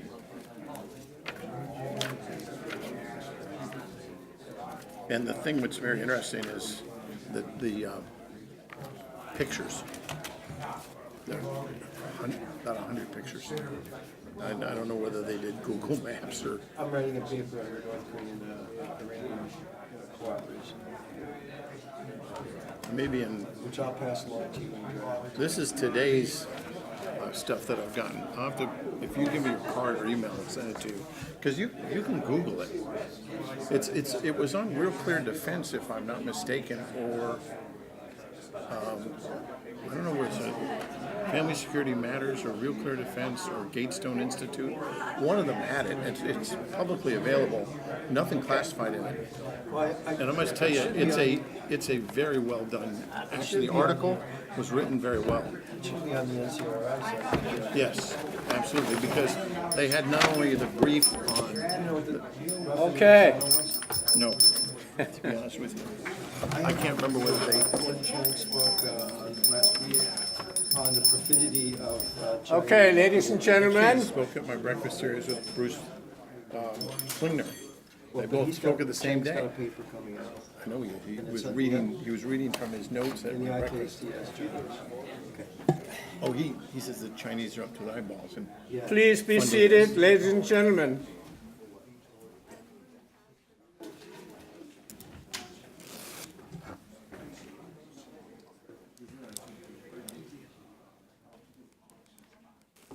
Okay. Okay, Mingo. So one is here. Thank you. All right, ladies and gentlemen, this is the second session. We have another fantastic speaker. Come on out, Scott. And, okay, be seated here for a minute because you'll be introduced by one of our interns. Okay, thank you. That's how we build our bench. Okay, Hayo. She is one of the ICAS interns, and she will introduce the speaker. Good afternoon. Thank you, Dr. Kim, for this opportunity to introduce Scott Bray. Scott Bray has been the National Intelligence Manager for East Asia at the Office of the Director of National Intelligence since November 2012. Prior to this role, Scott was a Principal Deputy National Intelligence Officer for Military Issues, and before that, the U.S. Navy's Senior Intelligence Officer for China. Scott was a Senior Analyst and Special Assistant to the United States Defense Attaché at the U.S. Embassy in Beijing, China. Scott earned a B.S. of International Affairs from Georgia Tech and a Master of International Affairs at Columbia University. Ladies and gentlemen, please welcome Scott Bray. Okay, very good. It's all yours. Thank you very much. Okay. Thank you for that great introduction. And thank you, everyone, for taking the time to be here today and allow me to share some thoughts on North Korea. Before I discuss the role that my office plays in the intelligence community and the threat that's posed by North Korea, I'd like to pause for a moment to acknowledge the passing of Mr. Otto Warmbier and ask you all to remember that there are 3 other American citizens that are amongst those still detained in North Korea today. As President Trump said on June 19th, the United States once again condemns the brutality of the North Korean regime as we mourn its latest victim. As the National Intelligence Manager for East Asia, I work for the Director of National Intelligence and am responsible for integrating the intelligence community's collection, analysis, counterintelligence, and budgetary approach for East Asian issues. National Intelligence Managers also serve as a bridge between policymakers and the intelligence community to orient and guide collection and analysis to ensure that we're meeting the needs of our policymakers. In fact, one of my key responsibilities is to identify gaps between what our policy community needs and what the intelligence community can actually provide, and then attempt to close those gaps. With that as my job description, I can certainly tell you that this is an interesting time to work East Asia, especially since my responsibilities include North Korea. There are few issues that garner the same level of attention at the highest levels of government. And there are a few issues that have maintained this degree of importance and priority as we've gone through our recent presidential transition. North Korea is one of the Trump administration's top national security priorities, just as it was for the Obama administration. North Korea is a belligerent state actor that continues to be a critical security challenge because of the threat it poses to the United States, to our allies, and to the region. Because of the threat that Kim Jong-un and his regime pose, and because of the administration's prioritization of this threat, the intelligence community considers North Korea to be one of our top intelligence priorities. With the high level of attention we apply to North Korea, I'm very pleased to be here today to discuss North Korea's nuclear and ballistic missile developments. As you all know, Kim Jong-un became the supreme leader of North Korea following the sudden death of his father, Kim Jong-il, in late 2011. He's only in his early 30s, but he already has been in power for nearly 6 years. He is firmly in control of the regime, and we see no credible signs of internal threats to his rule or of emerging alternate centers of power. Kim Jong-un has become quite practiced at using a combination of inducements, punishments, and leadership shuffles to ensure loyalty of the regime elite, of the military, and of senior advisors. We've seen multiple examples of Kim Jong-un's steps to neutralize potential threats to his unitary rule in a series of party, government, and military purges with accompanying re-education or executions. Public executions, humiliating demotions, and sentences to re-education sessions or labor camps are frequently employed tools. In the most well-known example in 2013, Kim Jong-il accused his uncle Cheng Song-tek, a top official under Kim Jong-il, of counter-revolutionary acts. Cheng was subsequently publicly disgraced, removed from all North Korean media, and executed. In May of 2016, Kim Jong-un held the 7th Party Congress of the Korean Workers' Party.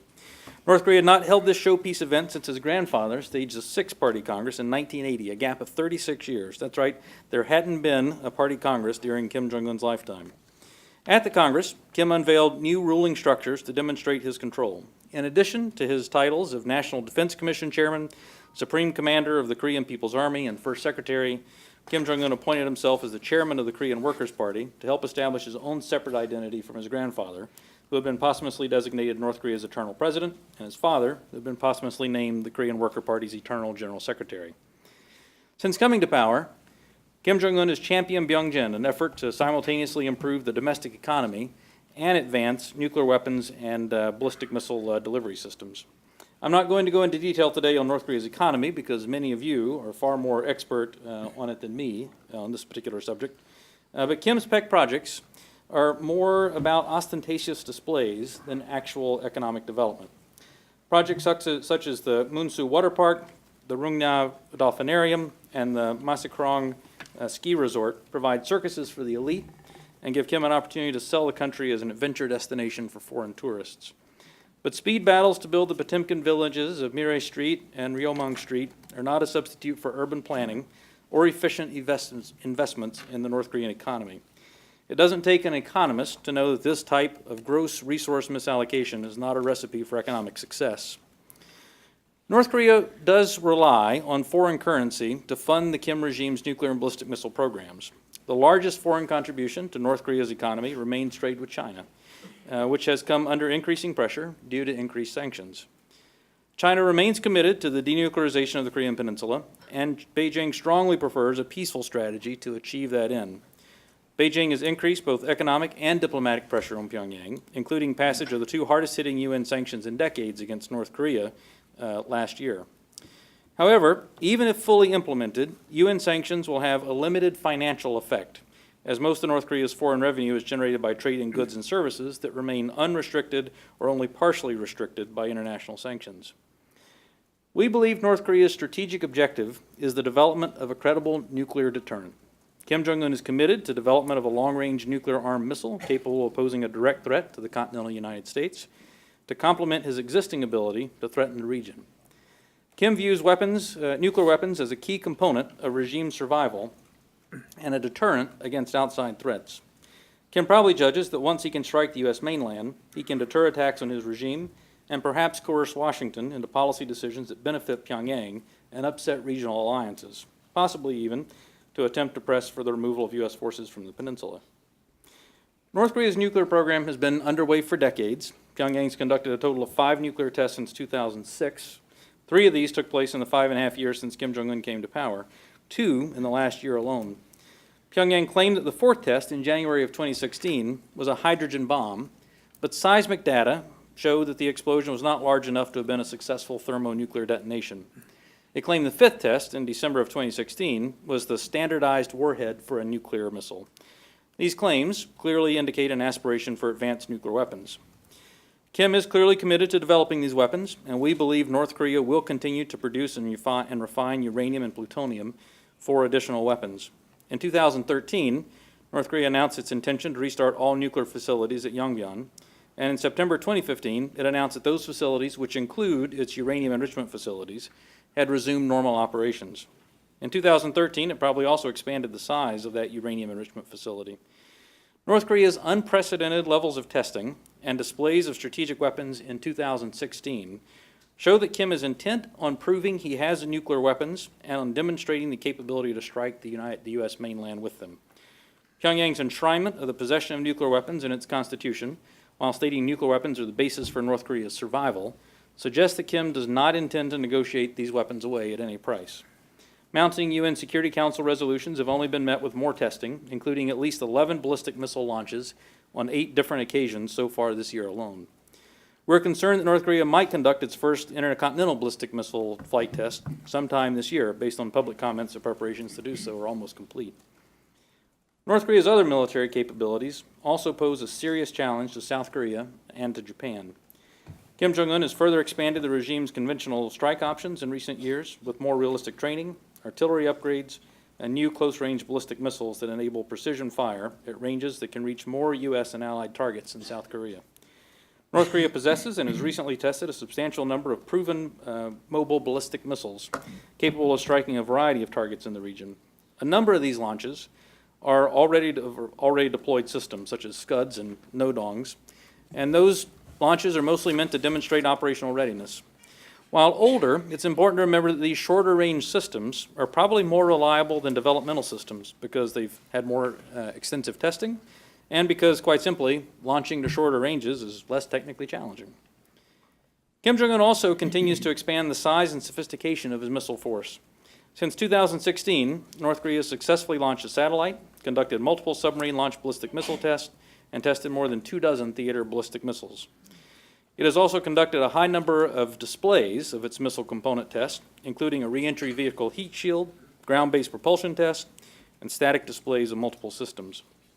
Kim seems to recognize the necessity of testing, including accepting the possibility of failure, in his drive to gain credible capabilities. For example, although it had been around for a number of years, the road-mobile Musadon intermediate-range ballistic missile was not tested until last year.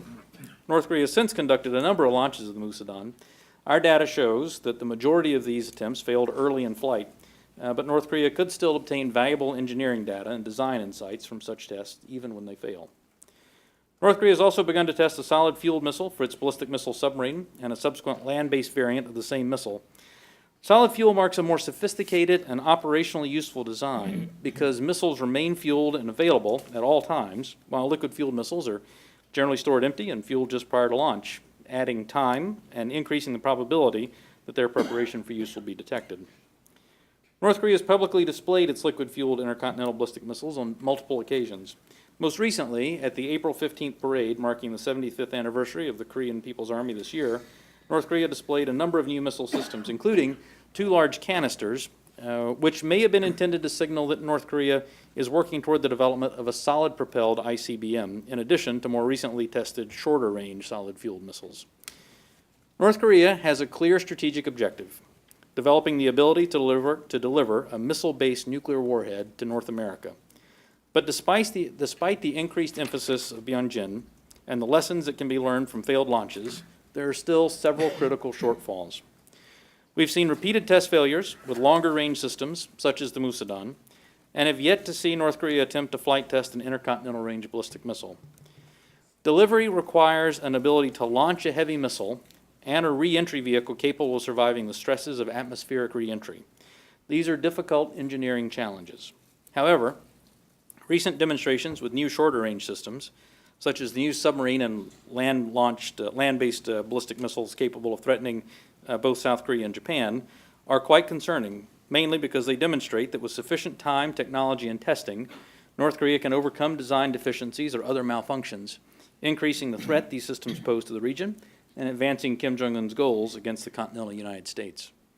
For all these reasons, and for many more which we cannot address today, North Korea and the Kim Jong-un regime are top national security and intelligence priorities for the United States.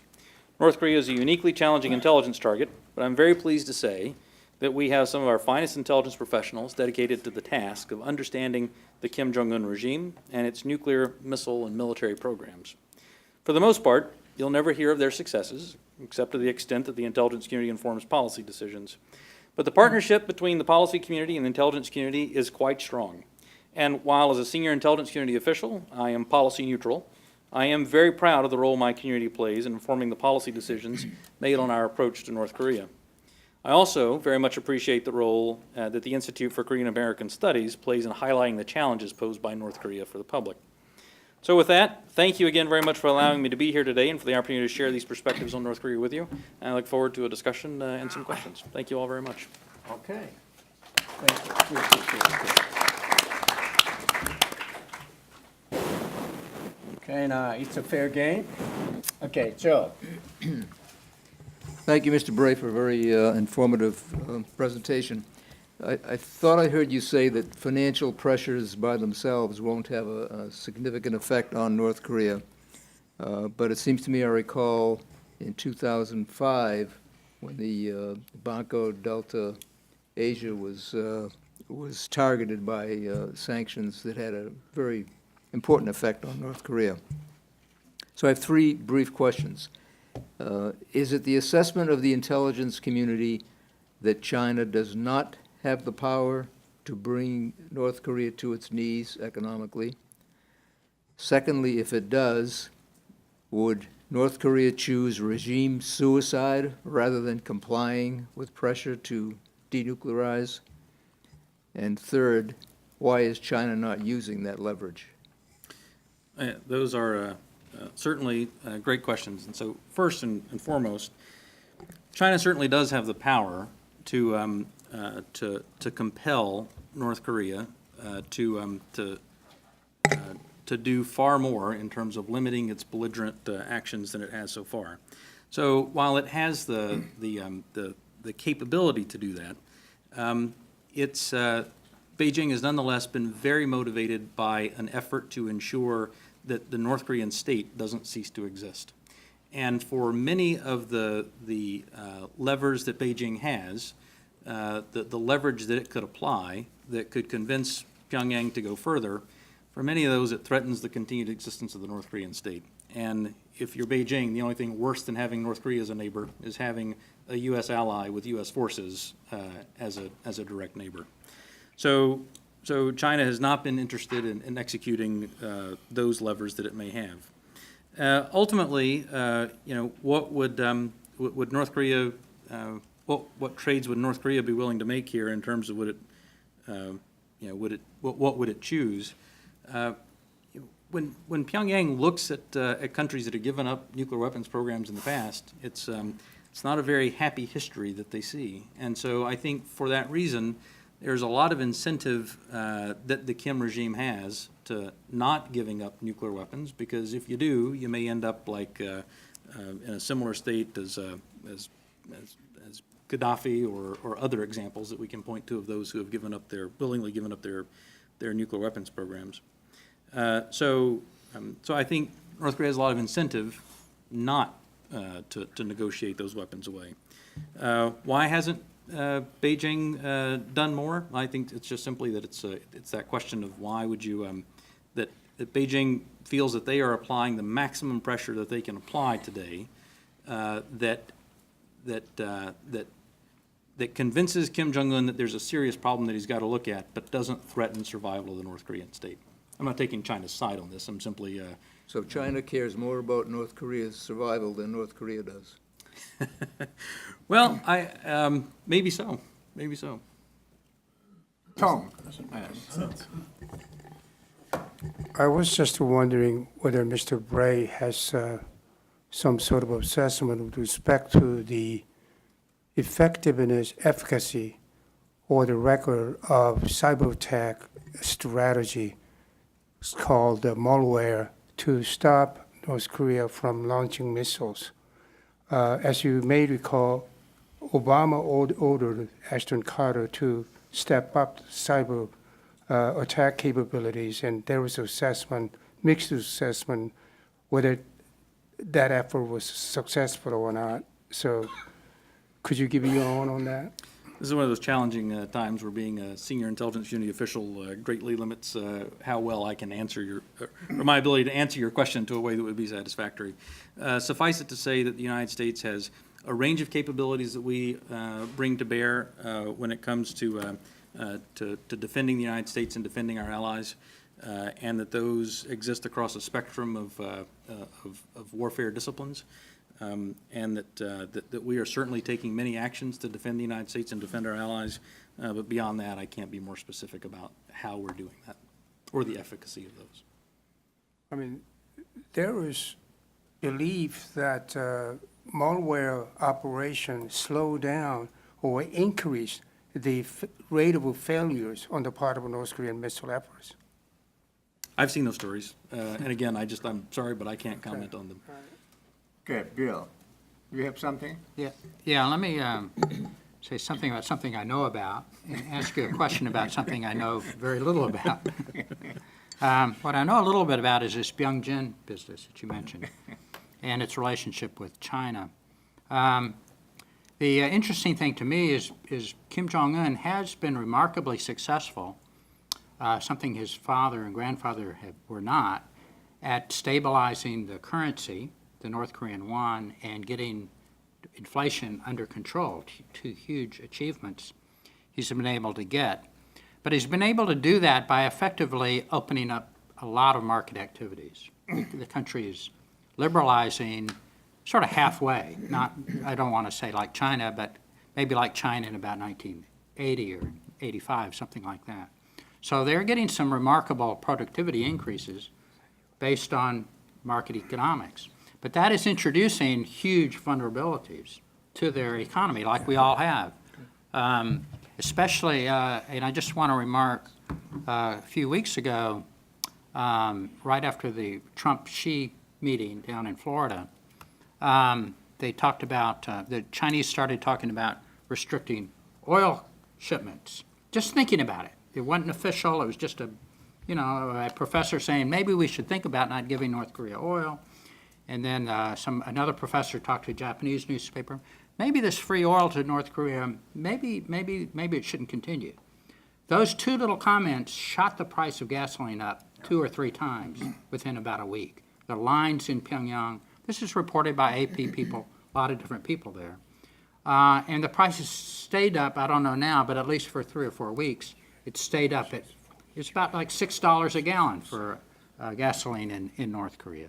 A shocking, to me, it's the first time I've ever seen such a shocking result inside North Korea from an outside chat. Showing to me huge vulnerability that China is beginning to play a little bit with. Okay, so and then I was looking at trade data just over the weekend. I have a little graph here. The North Korean exports to China are down hugely. North Korean imports from China are staying up, so they're running about a $200 million a month trade deficit, goods trade deficit, presumably filled in by services and others. But a real strain, I think, on North Korean finance. So I think that's just background information that we need to understand. The question I have, though, something I know very little about, but I'm just perplexed. Over the last 10 years, U.S. Forces Korea has spent, get this right, something like $15 billion US dollars. Now, half of it is our money, half of it is South Korean money. Building the biggest U.S. overseas base in the world at Pyeongtaek. Consolidating, the world is consolidating all of our bases into this one biggest base, our biggest, maybe base ever, but certainly overseas. And they're just starting to move in this month. They were supposed to move in 2017. They're bringing in dependents, 48,000 U.S. civilians in a sort of a U.S. ghetto at Pyeongtaek. That's about 100 miles from North Korea. Now, my question is, if you're in North Koreans keep talking about hitting the United States with a nuclear hydrogen bomb or something, all this kind of crazy stuff that, I don't really believe. Trump makes a big pitch about the ICBM. We all worry about the ICBM. Well, what about the Nodongs? What about these middle-range, short-range missiles? My question is, right now, today, could you say that Pyeongtaek base is a target, a risk, even of being held hostage by a North Korean nuclear-armed short-range missile? Yeah, Bill, I think that's a great point. And first, on the economic points, there have been lots of times in my career, Bill, that I know what I would have done is asked you to come into my office and explain this to me. And so many of these things, many of my, whatever I would comment on that would be informed by things you have told me before. Regarding the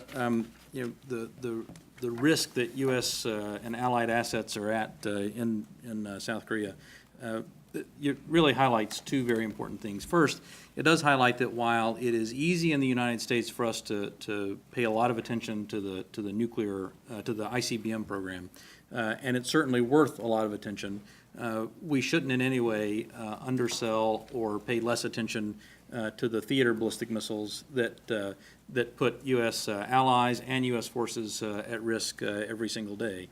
And those assets are at risk today.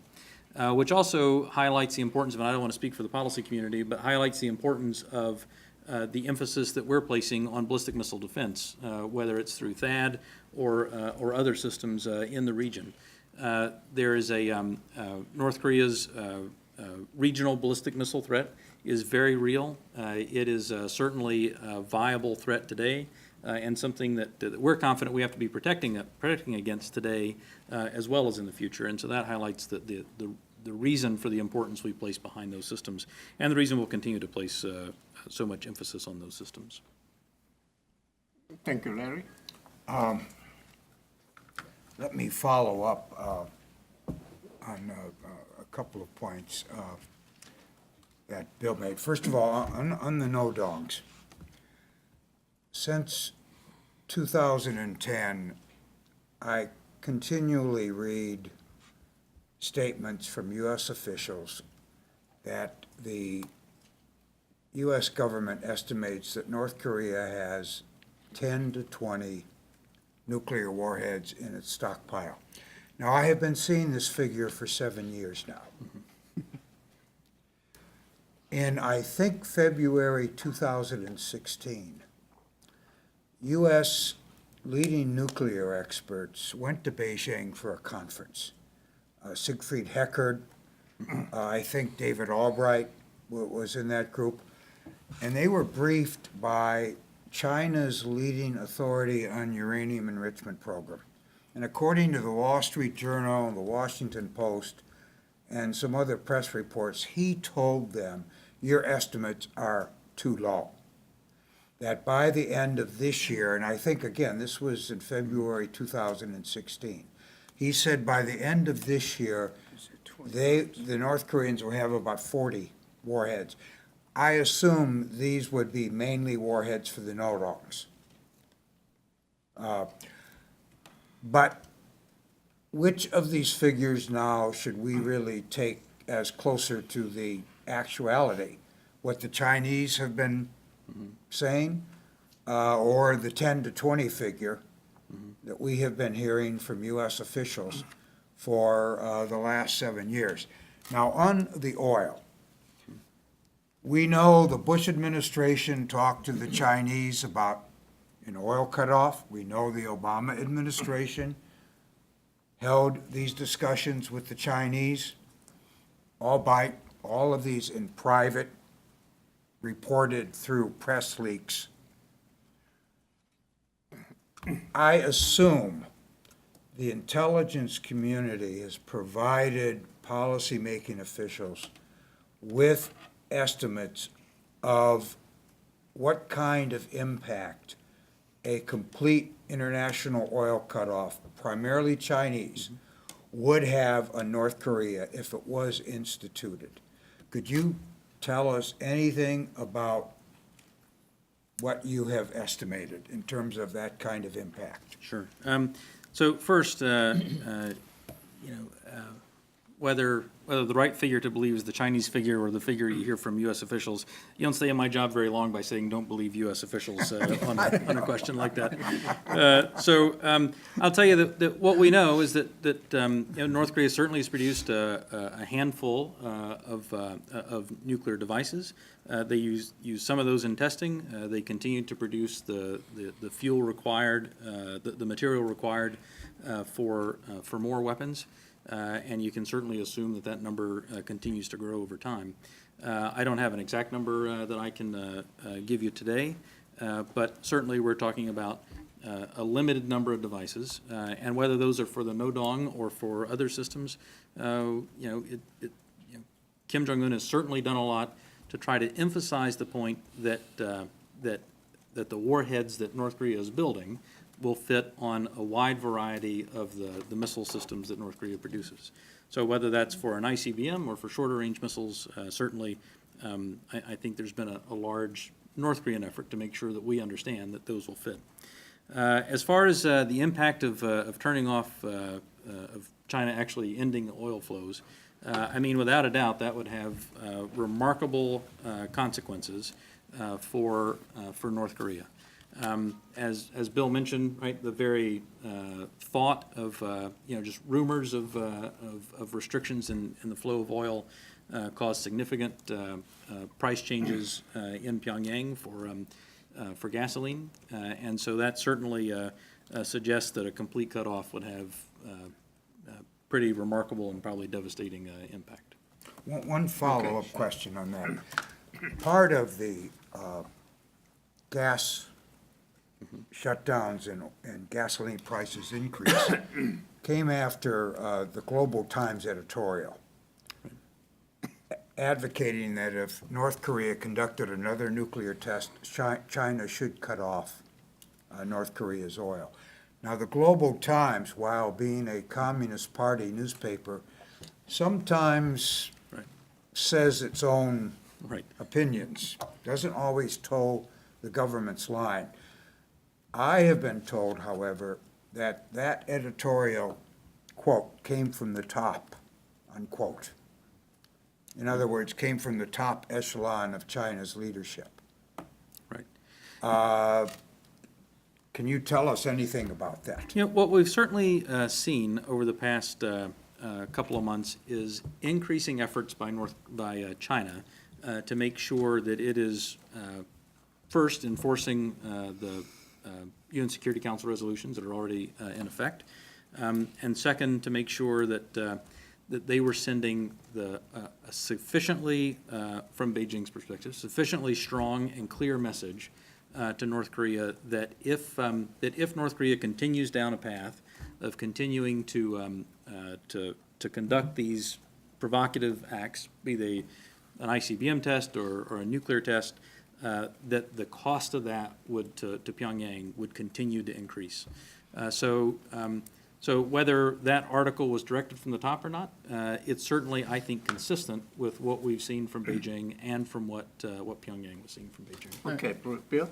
Just on that editorial, I thought it was interesting, the Global Times said, it didn't say the Chinese government, it said the Chinese people may start to become annoyed, they didn't use, that's my daughter's word, annoyed at all this oil we're giving to North Korea.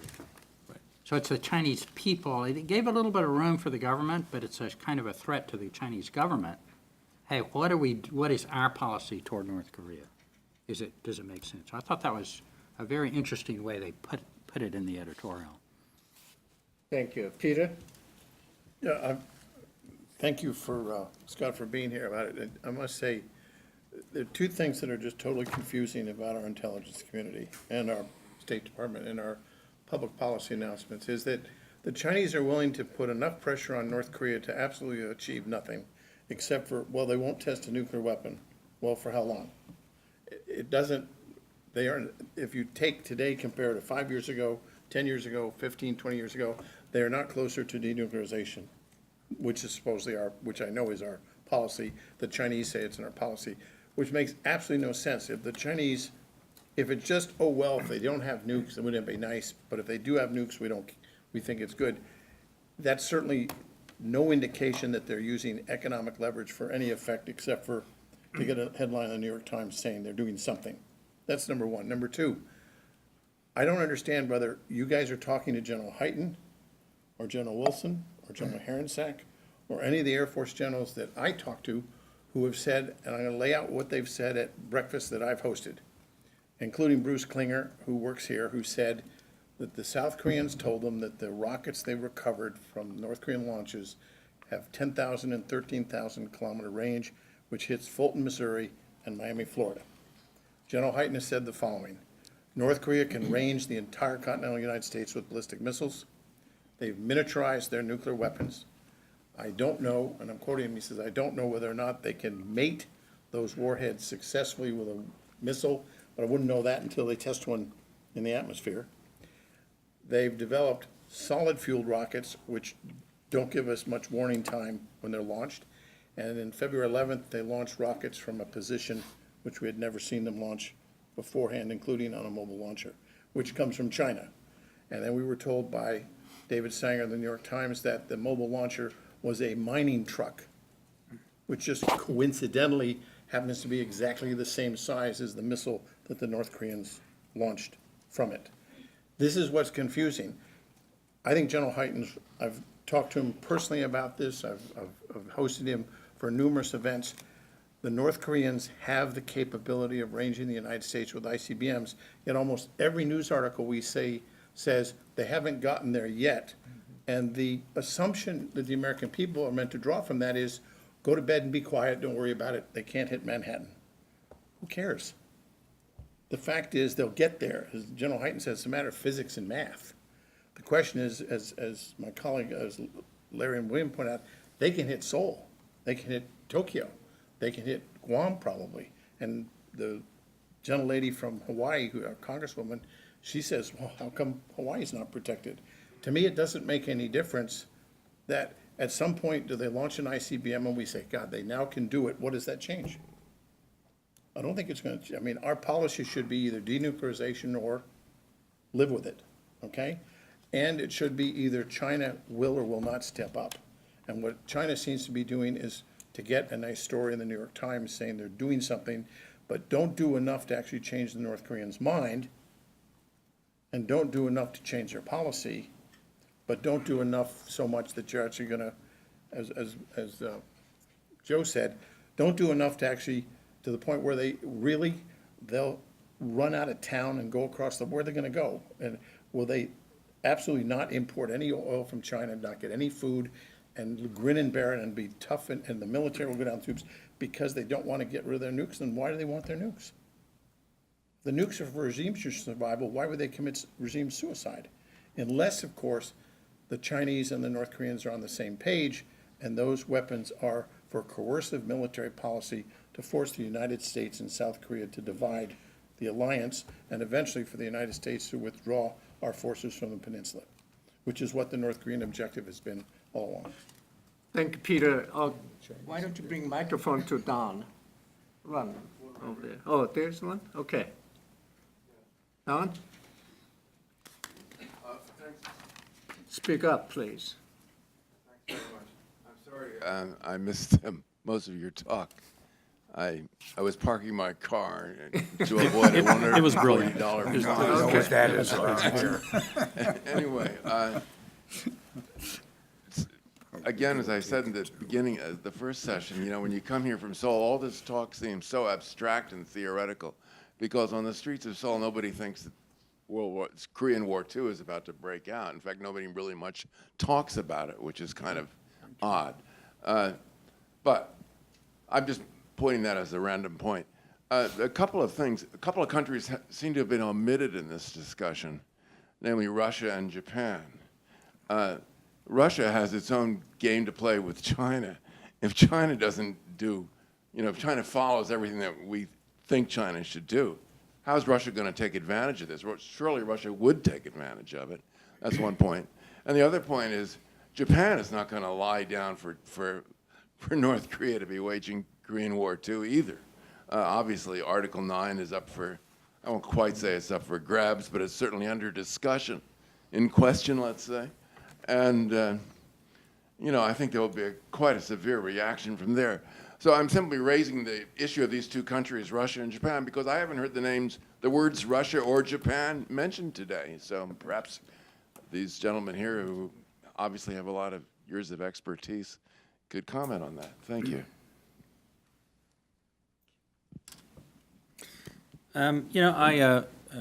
First, without a doubt, we're coordinated very closely with Japan on all things that are happening in North Korea. We spend a lot of time ensuring that we're on the same page and we have a similar view of the threat.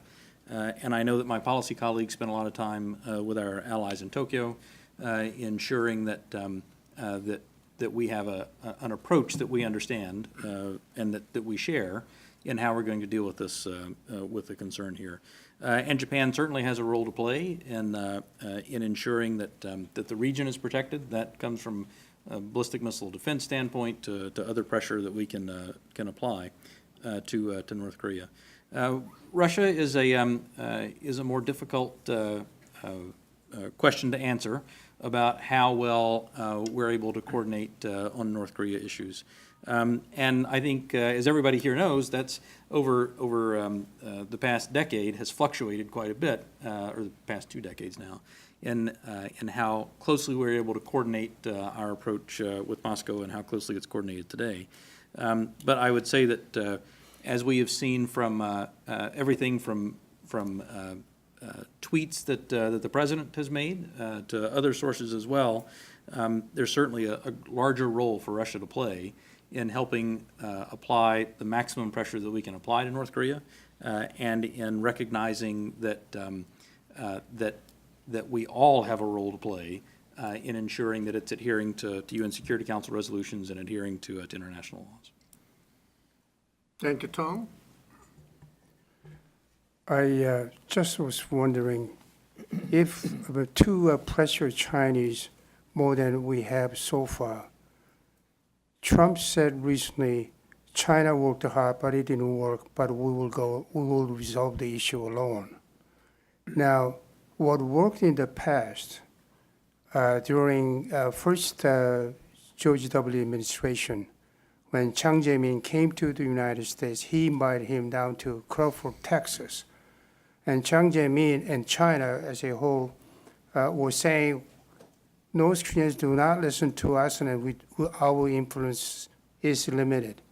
Then George W. Bush told him that if you don't stop North Korea from developing nuclear weapons, I cannot stop Japan or even South Korea from developing their own nuclear weapons.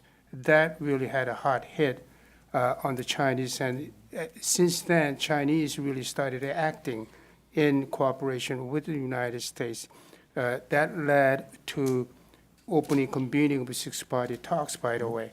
So China, everybody knows how strongly opposed China is against that development to South Korea. What, in your view, use similar pressure along the line of nuclear proliferation, Japan and South Korea?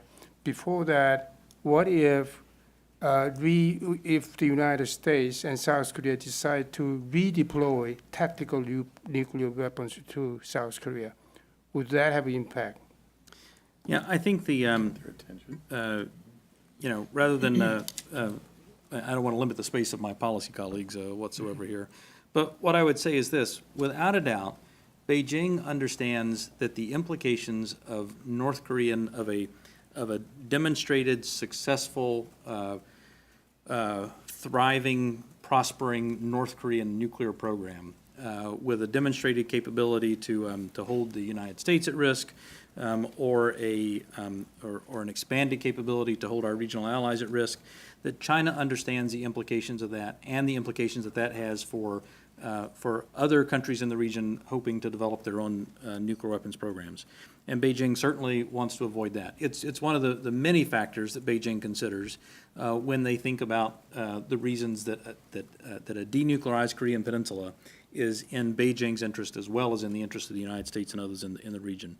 So without a doubt, that's a factor that Beijing considers. When it comes to I'm not sure what else could reinforce that to Beijing. I don't think anything is quite as concerning to Beijing as the thought of regional proliferation of nuclear weapons. But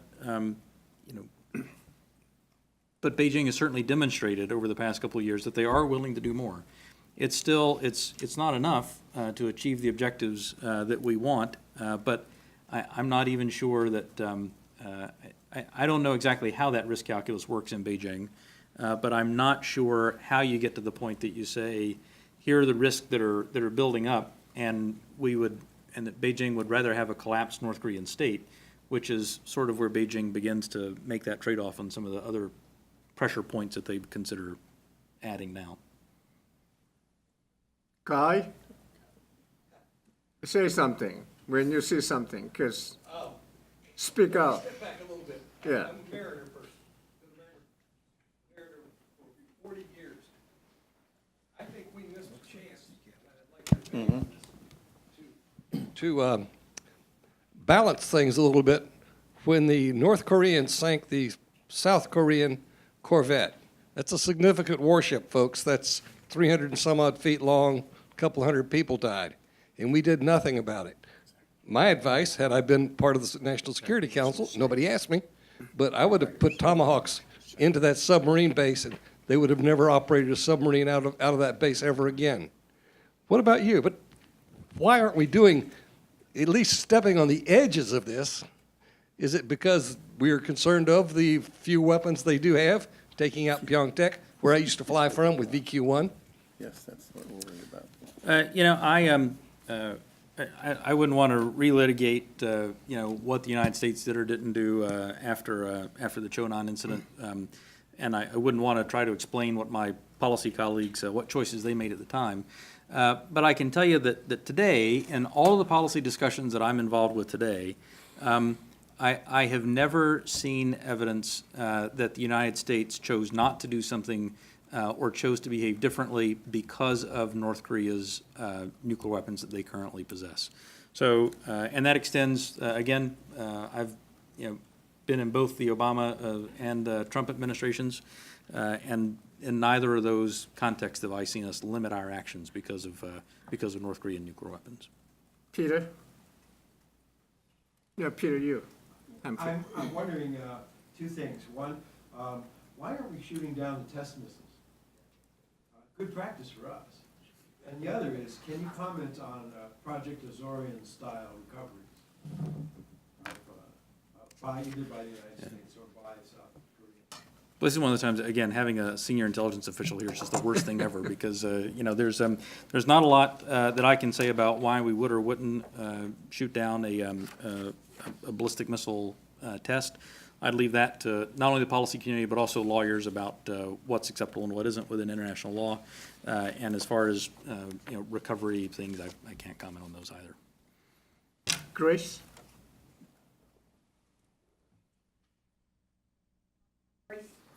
I'm Grace Cog of NK and USA. My sense from living in Seoul for a bit is that the reason why the people in Seoul are not as concerned as we seem to be is because they've been living with the threat of North Korea for many years, and it's deterrence that everybody counts on and believes in as preventing North Korea from hitting Seoul. So the addition of intercontinental ballistic missiles, sure, somebody in Manhattan who maybe has a lot of influence with President Trump might complain if North Korea gets that far, but the situation right now, and it's been this way for years, is that many, many Americans and American civilians and, of course, Korean civilians could be killed right now. And North Korea also has chemical WMD, and that was demonstrated by the assassination of Kim's half-brother. If we care about civilians, and that means civilians living in South Korea, Japan, Guam, all the areas that we know they can hit, why aren't we also focusing on chemical weapons? I mean, maybe that would only affect Seoul, but still, that's significant. So, could you please explain that? I'll let others comment some on that, but I'll tell you from first, couldn't agree more that many lives in the region are in danger today because of North Korean capabilities. Again, which just reemphasizes the importance that we put on ballistic missile defense programs. And when it comes to the chemical and biological weapons programs, we do pay a lot of attention to that. It doesn't get the same degree of attention in the press, but I'll tell you that we do closely watch those things, and we are concerned. Is it Michael? Microphone, yes. Thank you. I wonder, Michael Marshall, Global Peace Foundation, I wonder to what extent the intelligence community tracks and analyzes changes that have been taking place within North Korean society. I'm thinking particularly of the increase of markets with the result that far greater numbers of the North Korean population now have to be self-reliant in order to survive. And information flows both into North Korea and out of North Korea. And what, if any, conclusions you draw from any analysis that's made there? What strikes me is that there are certain similarities between social trends in North Korea today and trends in Eastern Europe prior to the collapse of the Soviet Union.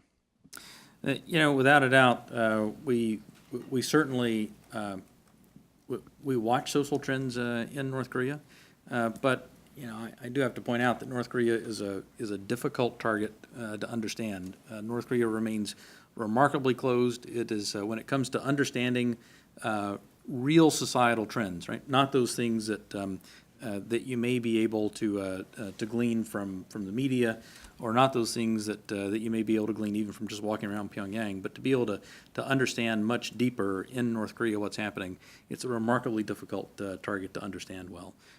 So I would say that we watch those very carefully, but our ability to understand them with a lot of nuance, which I think is what would really be required to try to understand where things really are in terms of a developing economic market in North Korea that's partially sanctioned, if not completely. So those are difficult things for us to understand. We watch them closely, but I would say that it's in many ways it may be easier to understand ballistic missile developments because you can watch a test than it may be to understand the complexities of societal change. And evidence for that would just be if you look at nobody did a very good job of seeing the Arab Spring coming, for example, right? Significant monumental event. And I just think those things are remarkably difficult to see coming. So while we do see change in North Korea, we certainly do, I think the ultimate impact of that, we have a difficult time with any confidence projecting where that goes. Thank you. Donald?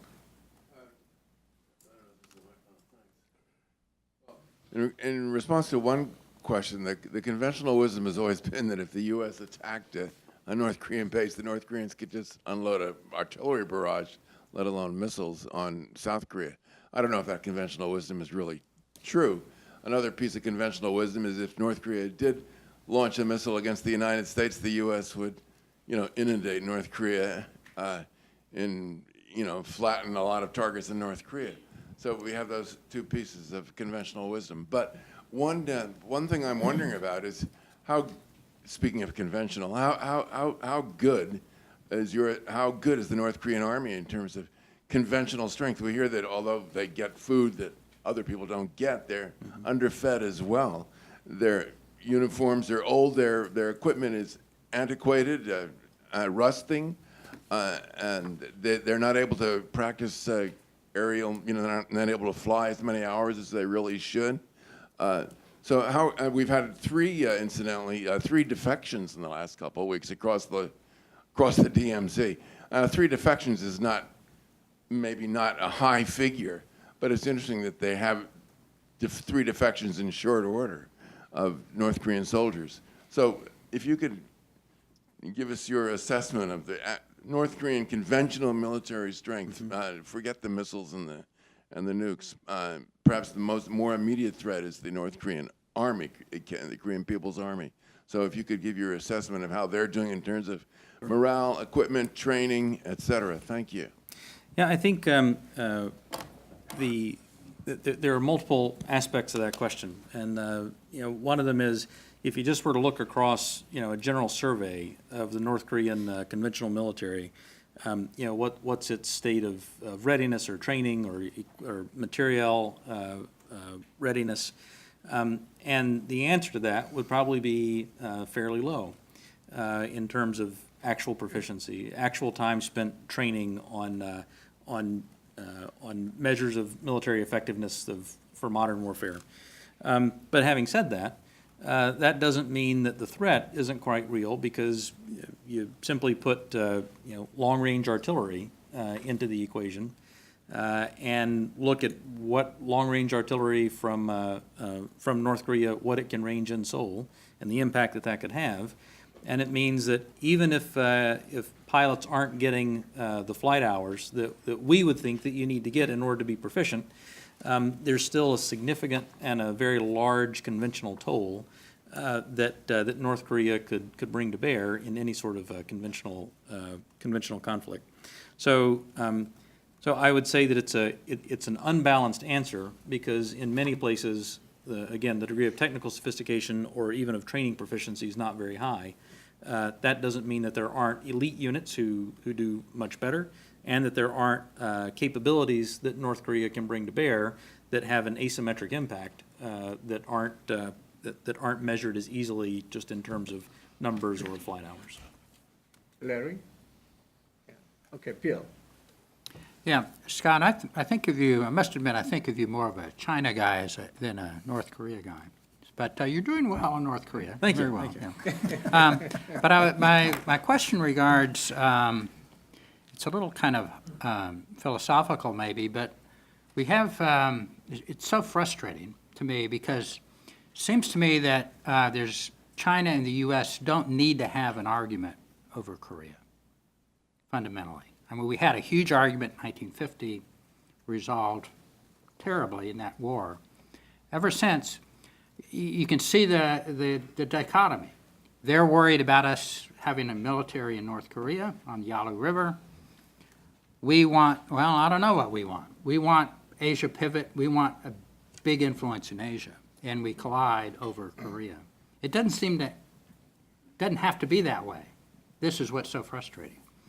Do you think, are there things that we in the U.S. either, and I'm thinking even on the intelligence side to it. I mean, your job in the DNI is also to liaison with the foreign intelligence agencies, including, of course, China's.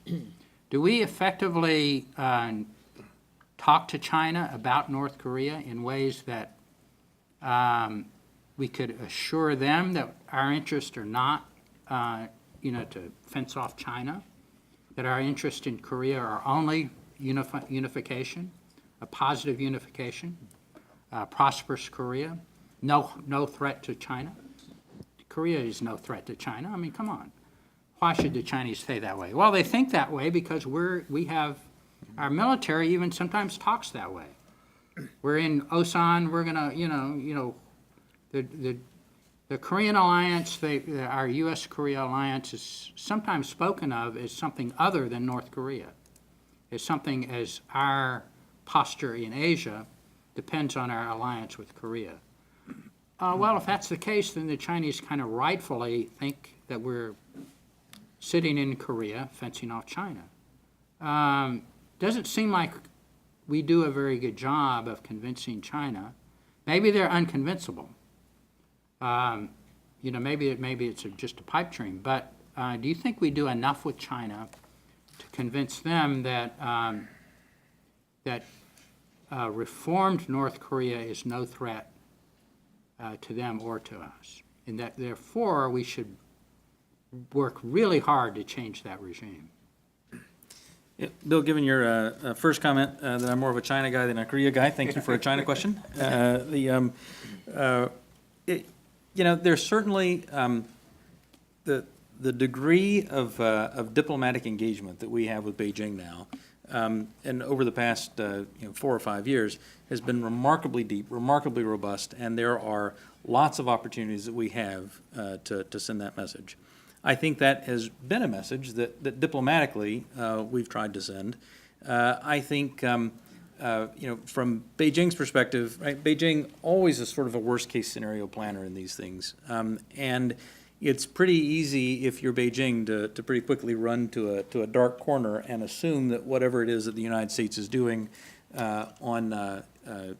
whether it's in South Korea or in Japan or wherever, is aimed at China. Like that, I guess. Like that, right. It's easy that they pretty easily run to a pretty dark place like that. Beijing often believes that those things are aimed at them. I'm an only child, so I understand what it's like to think the world revolves around you.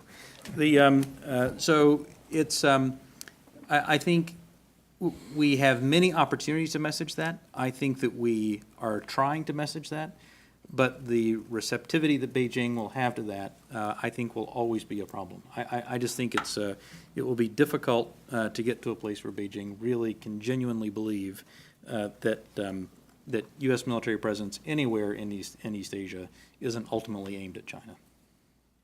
Thank you. Gene? Good afternoon. My name is Eugene Yu, and I'm from the Federation of a Korean American Association here in USA. I'm always wondering that we've been here all this time for the last 20 or 30 years. We're talking about the six-party talk, peace treatment, all this negotiation after negotiation. Seems like we're wasting a whole lot of time and money and effort. But in the meantime, we all focus on the China, North Korea. I'm wondering that you guys ever concerned what recently in the South Korean government changed, political atmosphere that completely changed. So while we're talking to North Korea, but at the same time, we have a tremendous of a problem with our ally in the South Korean. So I hope you guys have how to deal with this situation. Just like last week, I just got back from the South Korea. South Korea, that our U.S. embassy being surrounded by completely the thousands of Korean nationals demonstrating anti-America, anti-thought. Our civilian blocking our U.S. military truck going to the THAAD installation down the south. I mean, this is a significantly, the problem while we're dealing with the North Korea. We got a troop in the South Korea. We have tremendous of interest, but yet, this is a problem. That you guys really ready for all these things? Well, Thank you, Jane. Yeah. I know that President Trump is looking forward to President Moon's visit later this week. I know that they'll have a lot to talk about on North Korea and on broader issues. But I also know that even in those with that changed domestic environment that you're talking about in South Korea, that there are our alliance remains remarkably strong. Our commitment to resolving the North Korea issue remains very strong on both the United States, both parties, the United States and South Korea. And even if at times our difference of approach is somewhat different, if we prefer stronger measures and South Korea prefers engagement, or however what mix of those of engagement and stronger measures are required, that ultimately we're both dedicated to the same outcome. And I know that will give our President Trump and President Moon a lot to discuss later this week. But I remain confident that we're all dedicated to the same ultimate end state here, and that with that we'll get to that right solution. Larry? Mr. Bray, Peter mentioned in the first panel that the National Council of Resistance Iran has issued a new report updating the information it claims it has on continued North Korean-Iranian strategic collaboration, including in the nuclear and the missile areas. Mm-hmm.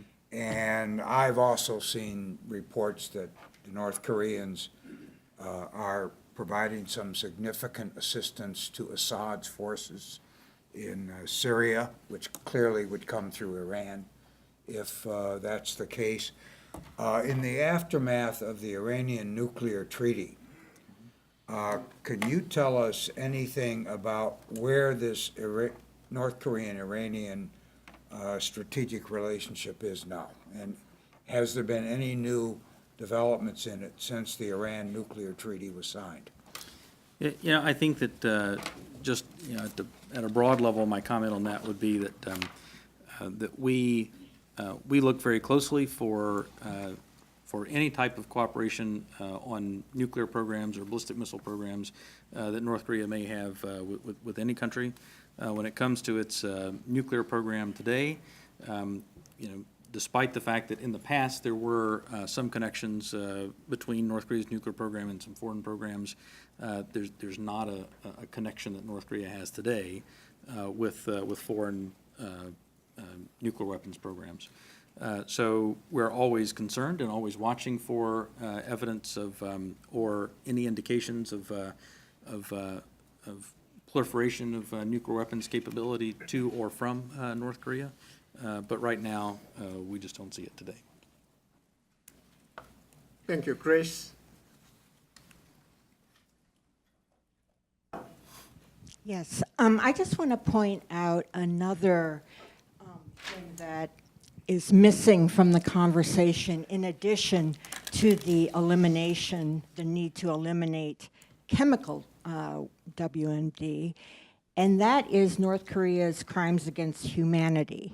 I'm just wondering why in our talking points and messaging on North Korea, we don't say we want an end to the crimes against humanity and denuclearization. Why not just say it all in one sentence? We know they can't stand it when we mention denuclearization, so I see no reason not to mention crimes against humanity, which they also hate being mentioned. That's a great question. I don't have a good answer on behalf of my policy community colleagues on that, but I mean, you're certainly right. I don't know that there's I mean, certainly I can tell you that we are quite concerned about human rights abuses in North Korea, and you know, we are also concerned about the nuclear program. So I won't try to answer for the State Department about why our standard line isn't both those things together, but certainly we are concerned about both those things. Donald? Since you've been so informative about some of these issues, I just wonder, is North Korea able to export any missiles anywhere now to Yemen or to Syria or to Iran, or has that been greatly diminished, or has it been stopped? And the second question is, can you discuss a little bit more the relationship between North Korea and Iran historically, if not at present, on nuclear issues? I mean, was North Korea, Iran, it was an exchange of expertise, or was there an exchange of technical equipment?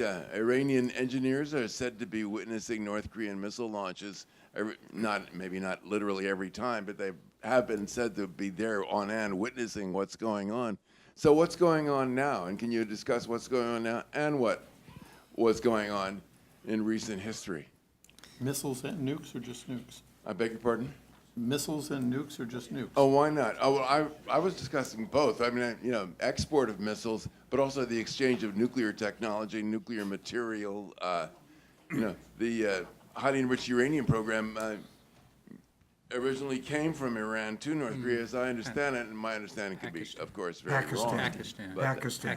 Say again? It came from Pakistan. Well, originally from AQ, whatever. AQ Khan. Yeah, AQ Khan. Originally from him, but I thought it went to Iran and then to North Korea. Maybe from AQ Khan to North Korea. Yeah, he even visited North Korea a couple of times. Yeah.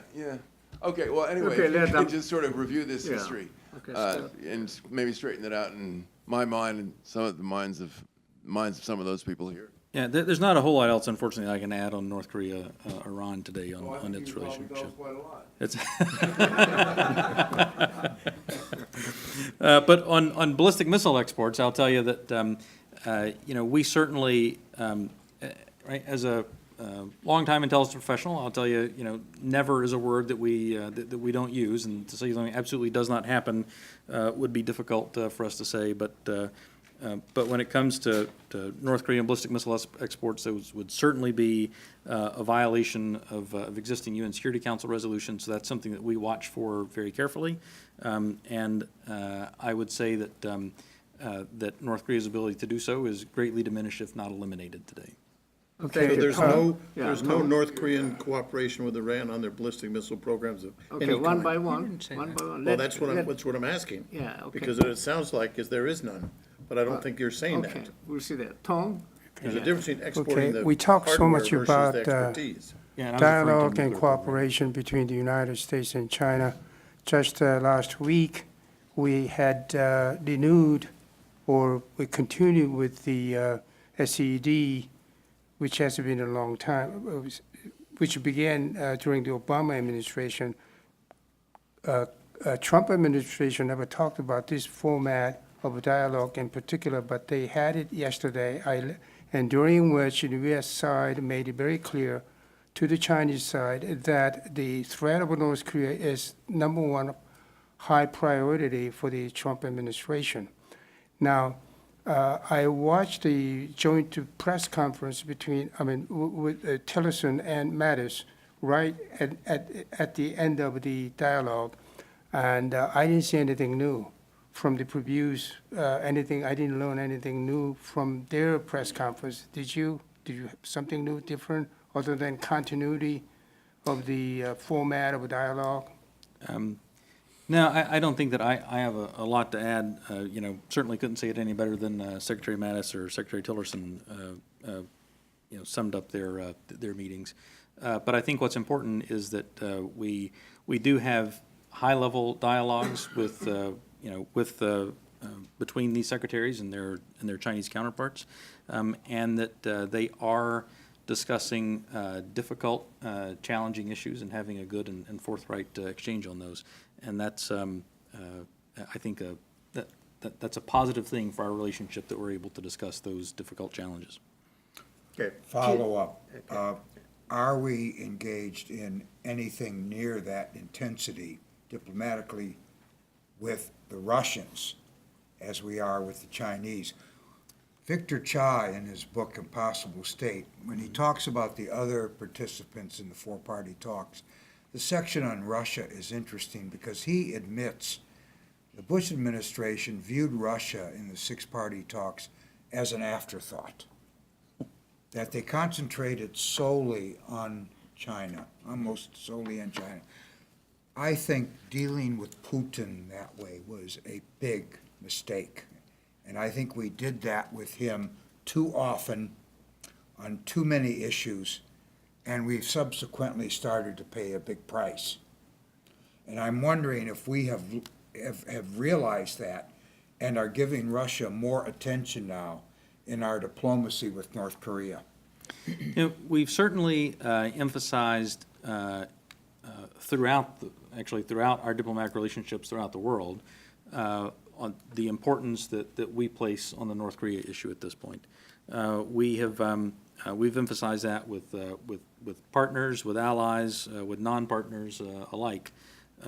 That we consider this to be very important, that we consider this to be not just an issue for the United States, but rather an issue for the region and an issue for the world and an issue for all, certainly for all members of the United Nations. But that we continue to put the majority of our emphasis on this with China simply because of the scope of the economic relationship that China has with North Korea, and that if ultimately the best way to impact Kim Jong-un's ballistic missile and nuclear program is through either making it too expensive for him to pursue, or by forcing him to ultimately make economic choices between maintaining degree of lifestyle, degree of economic livelihood and economic activity that exists in North Korea today, or investing that in nuclear and ballistic missile programs. That the key to all of those decisions ultimately comes from the trade that China has with North Korea. So that continues to make China the focus of that. Nonetheless, we're emphasizing it to other partners as well. Peter, Hussey? Yeah, Okay, I want to be clear, let me put it this way.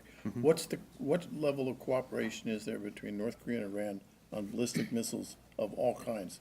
Technicians, expertise, money, that kind of thing. I don't know if you saw Uzi Rubin's brief to the South Korean government about a month ago, in which he says, where did North Korea get all the money to do the extensive testing and building that they're doing of ballistic missiles? It's not cheap. Right. So to be clear, my comments earlier were about cooperation on nuclear program, not on delivery systems, and I don't have a lot to offer today on Iran-North Korea cooperation on ballistic missiles. Okay. Okay, Jonathan, you've been pretty quiet, taking a lot of good notes. Yeah, I know, you took a lot of good notes. I give you a privilege.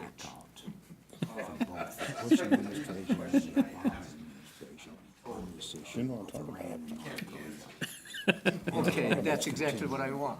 Yes.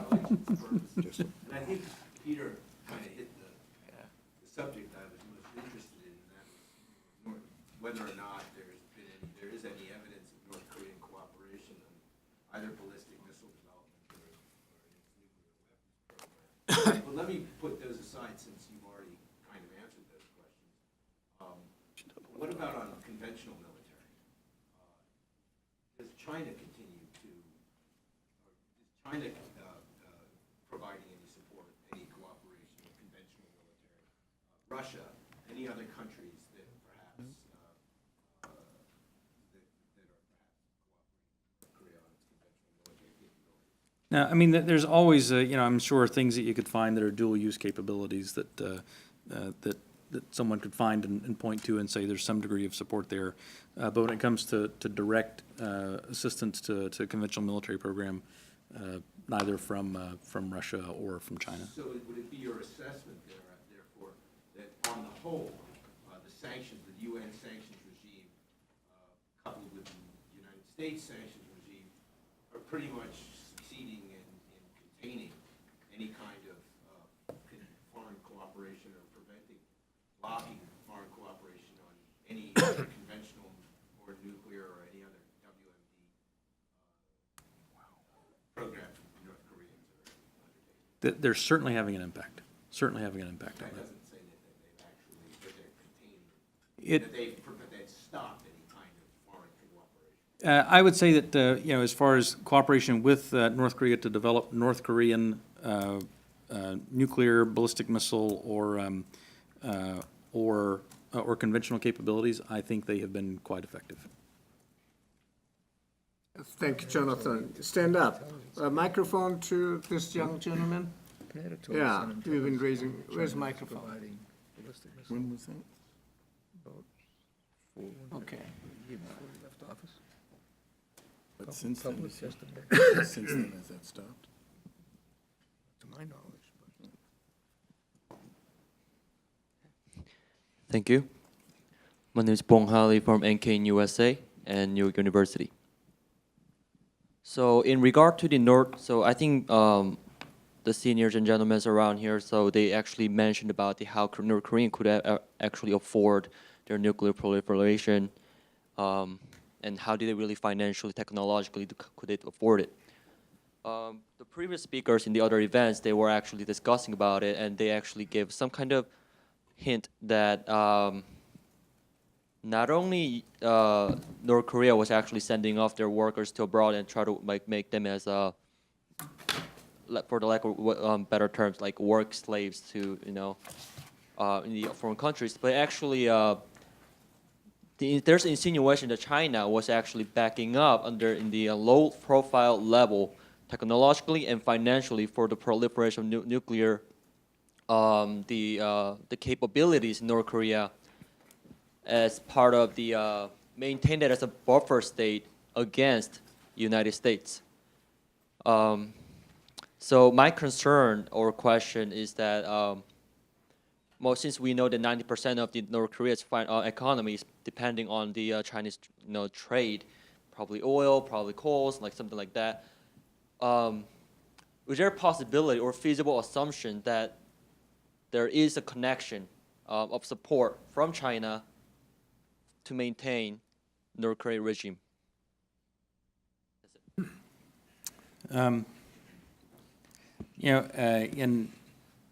In my world, I think what we would say is that ultimately that's for the policymaker to decide if China is supporting the regime by continuing trade. For us, what I'm very comfortable talking about and saying is what China's doing in terms of enforcing UN Security Council resolutions, what the degree of trade is. Does China continuing to support licit legal trade with North Korea, does that mean they're supporting the regime? I think that's a judgment call that I'm not sure that it's meant specifically for the purpose of supporting the regime, but China certainly has an interest in the North Korean state continuing to exist. Thank you. Okay, Bill? Isn't that a lot of the problem, though, the connotation of the trade and the missiles and nukes is that North Korea somehow needs needs foreign help. I don't think so anymore. I mean, it seems like in the old days when they were moving ahead, they needed all this technology.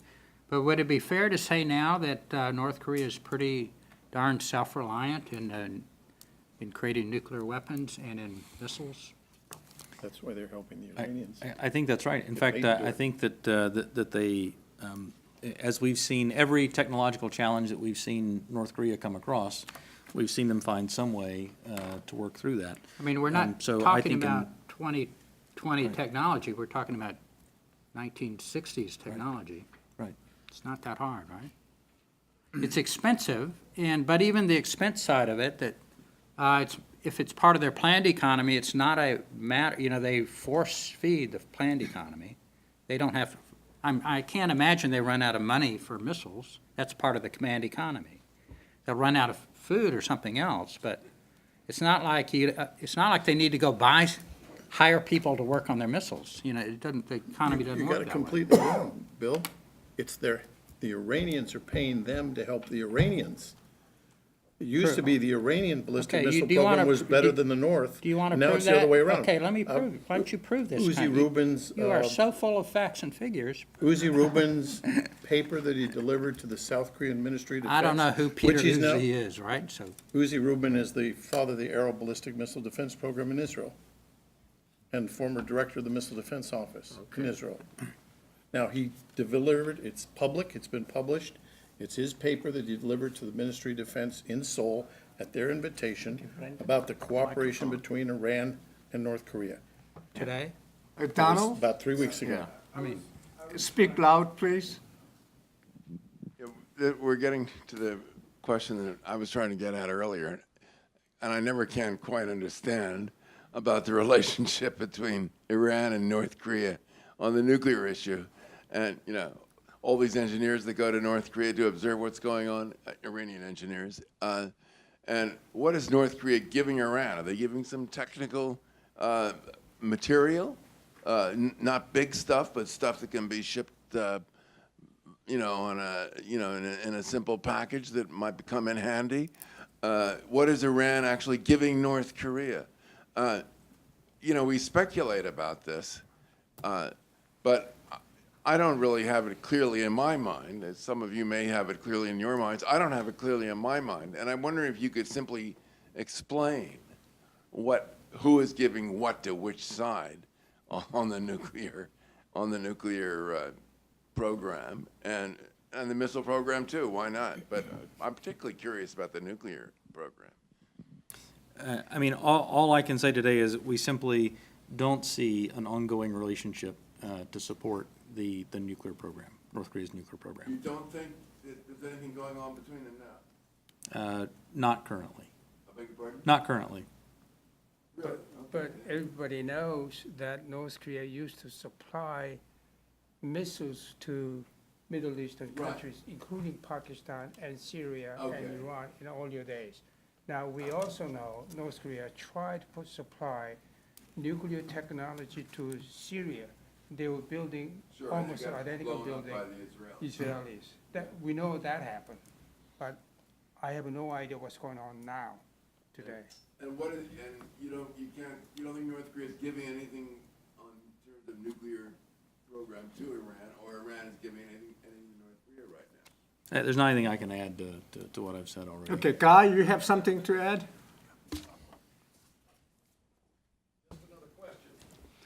You said nuclear program very carefully. What about the launch systems? I don't have anything I can add to that today. Okay. Thank you, Guy. Now, we have a representative from Singapore Embassy. Would you add something? What is Singapore's view of this whole Korean Peninsula issues?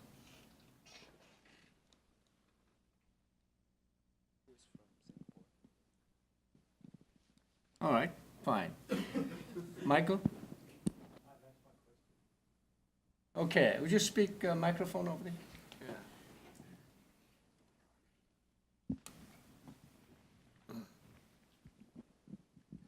Thank you. I'm Hideki with NHK Japan Broadcasting Corporation. My question is about North Korean nuclear test. it has been speculated for a long time that North Korea might conduct a nuclear test. But in fact, North Korea has not conducted yet. So I'm just wondering that what's your assessment? Why North Korea has not conducted a nuclear test, and whether the Chinese pressure against North Korea might affect the North Koreans' decision on nuclear test or not. Good question. I think there are a number of factors, not the least of which has been Chinese pressure that has prevented North Korea from conducting another nuclear test here over the past couple of months. Having said that, we could see a nuclear test at any time. Right? When making comments like this, I always kind of looked at the back of the room to make sure somebody hasn't walked in to give me that they just just conducted a nuclear test sign. But it could happen at any time. But so far, I think Chinese pressure on North Korea was a significant factor in North Korea's calculus about when to conduct the next nuclear test and not to conduct one so far. Thank you. Hey, Donald Rumberg? So you've been drinking tonic water. I'm sure it'll boost you up. Any comments and questions? No, I enjoyed the comments. You enjoyed the comments? I have some sort of ancillary comments. Well, that's fine. I mean, this is a great opportunity. When would you have someone like him? You can grill him. A new book out on the weapon wizards. It's about the Israeli weapons. And there's a page on just the very subject that Mr. Brown and Mr. Hussey were discussing and having some.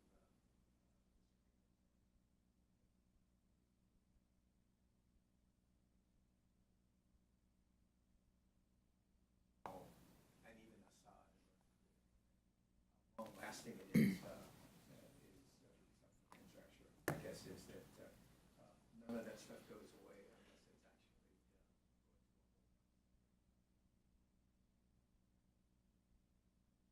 relationship with Russia. North Korea is using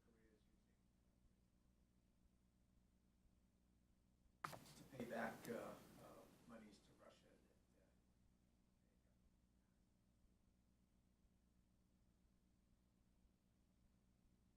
In current books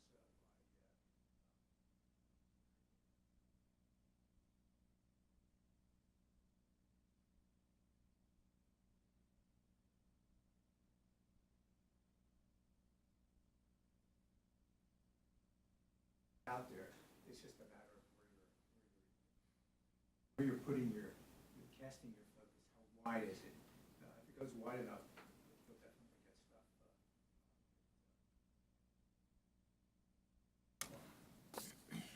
Thank you, Donald. Would your microphone, please? Yeah. Oh, okay. Can I ask a Then- question? yeah. Okay. So Speak louder, please. Okay, so I'm Eugene Yua, correspondent for Kyoto News. I want to ask about Otto Warmbier released by North Korea and 3 U.S. citizens detained by North Korea. Can you talk a little bit more details how North Korea treated them? How badly, or so how North Korea treats them? Okay. Yeah, please. Okay. North Koreans' version of what happened to him is not acceptable to the U.S. side. And Joseph Yun, special envoy on Korean Peninsula, went to Pyongyang to take him out. And State Department did not really explain details of how his condition has been, or even how long Otto Warmbier was in coma, for example. And I volunteered to answer this question because what I was involved in was during the transition period of the Trump administration, former Congressman Kurt Weldon was organizing a special group, the official group, to visit Pyongyang to take Otto Warmbier out and present it as a gift to the inaugurating President Donald Trump. That was the whole idea. And we contacted Pyongyang through DPRK mission in New York and also their mission in Beijing.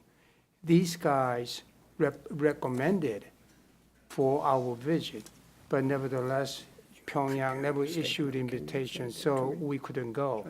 And idea was if we obtained his release before Trump's administration, it could be a good sign of a gesture from North Korea.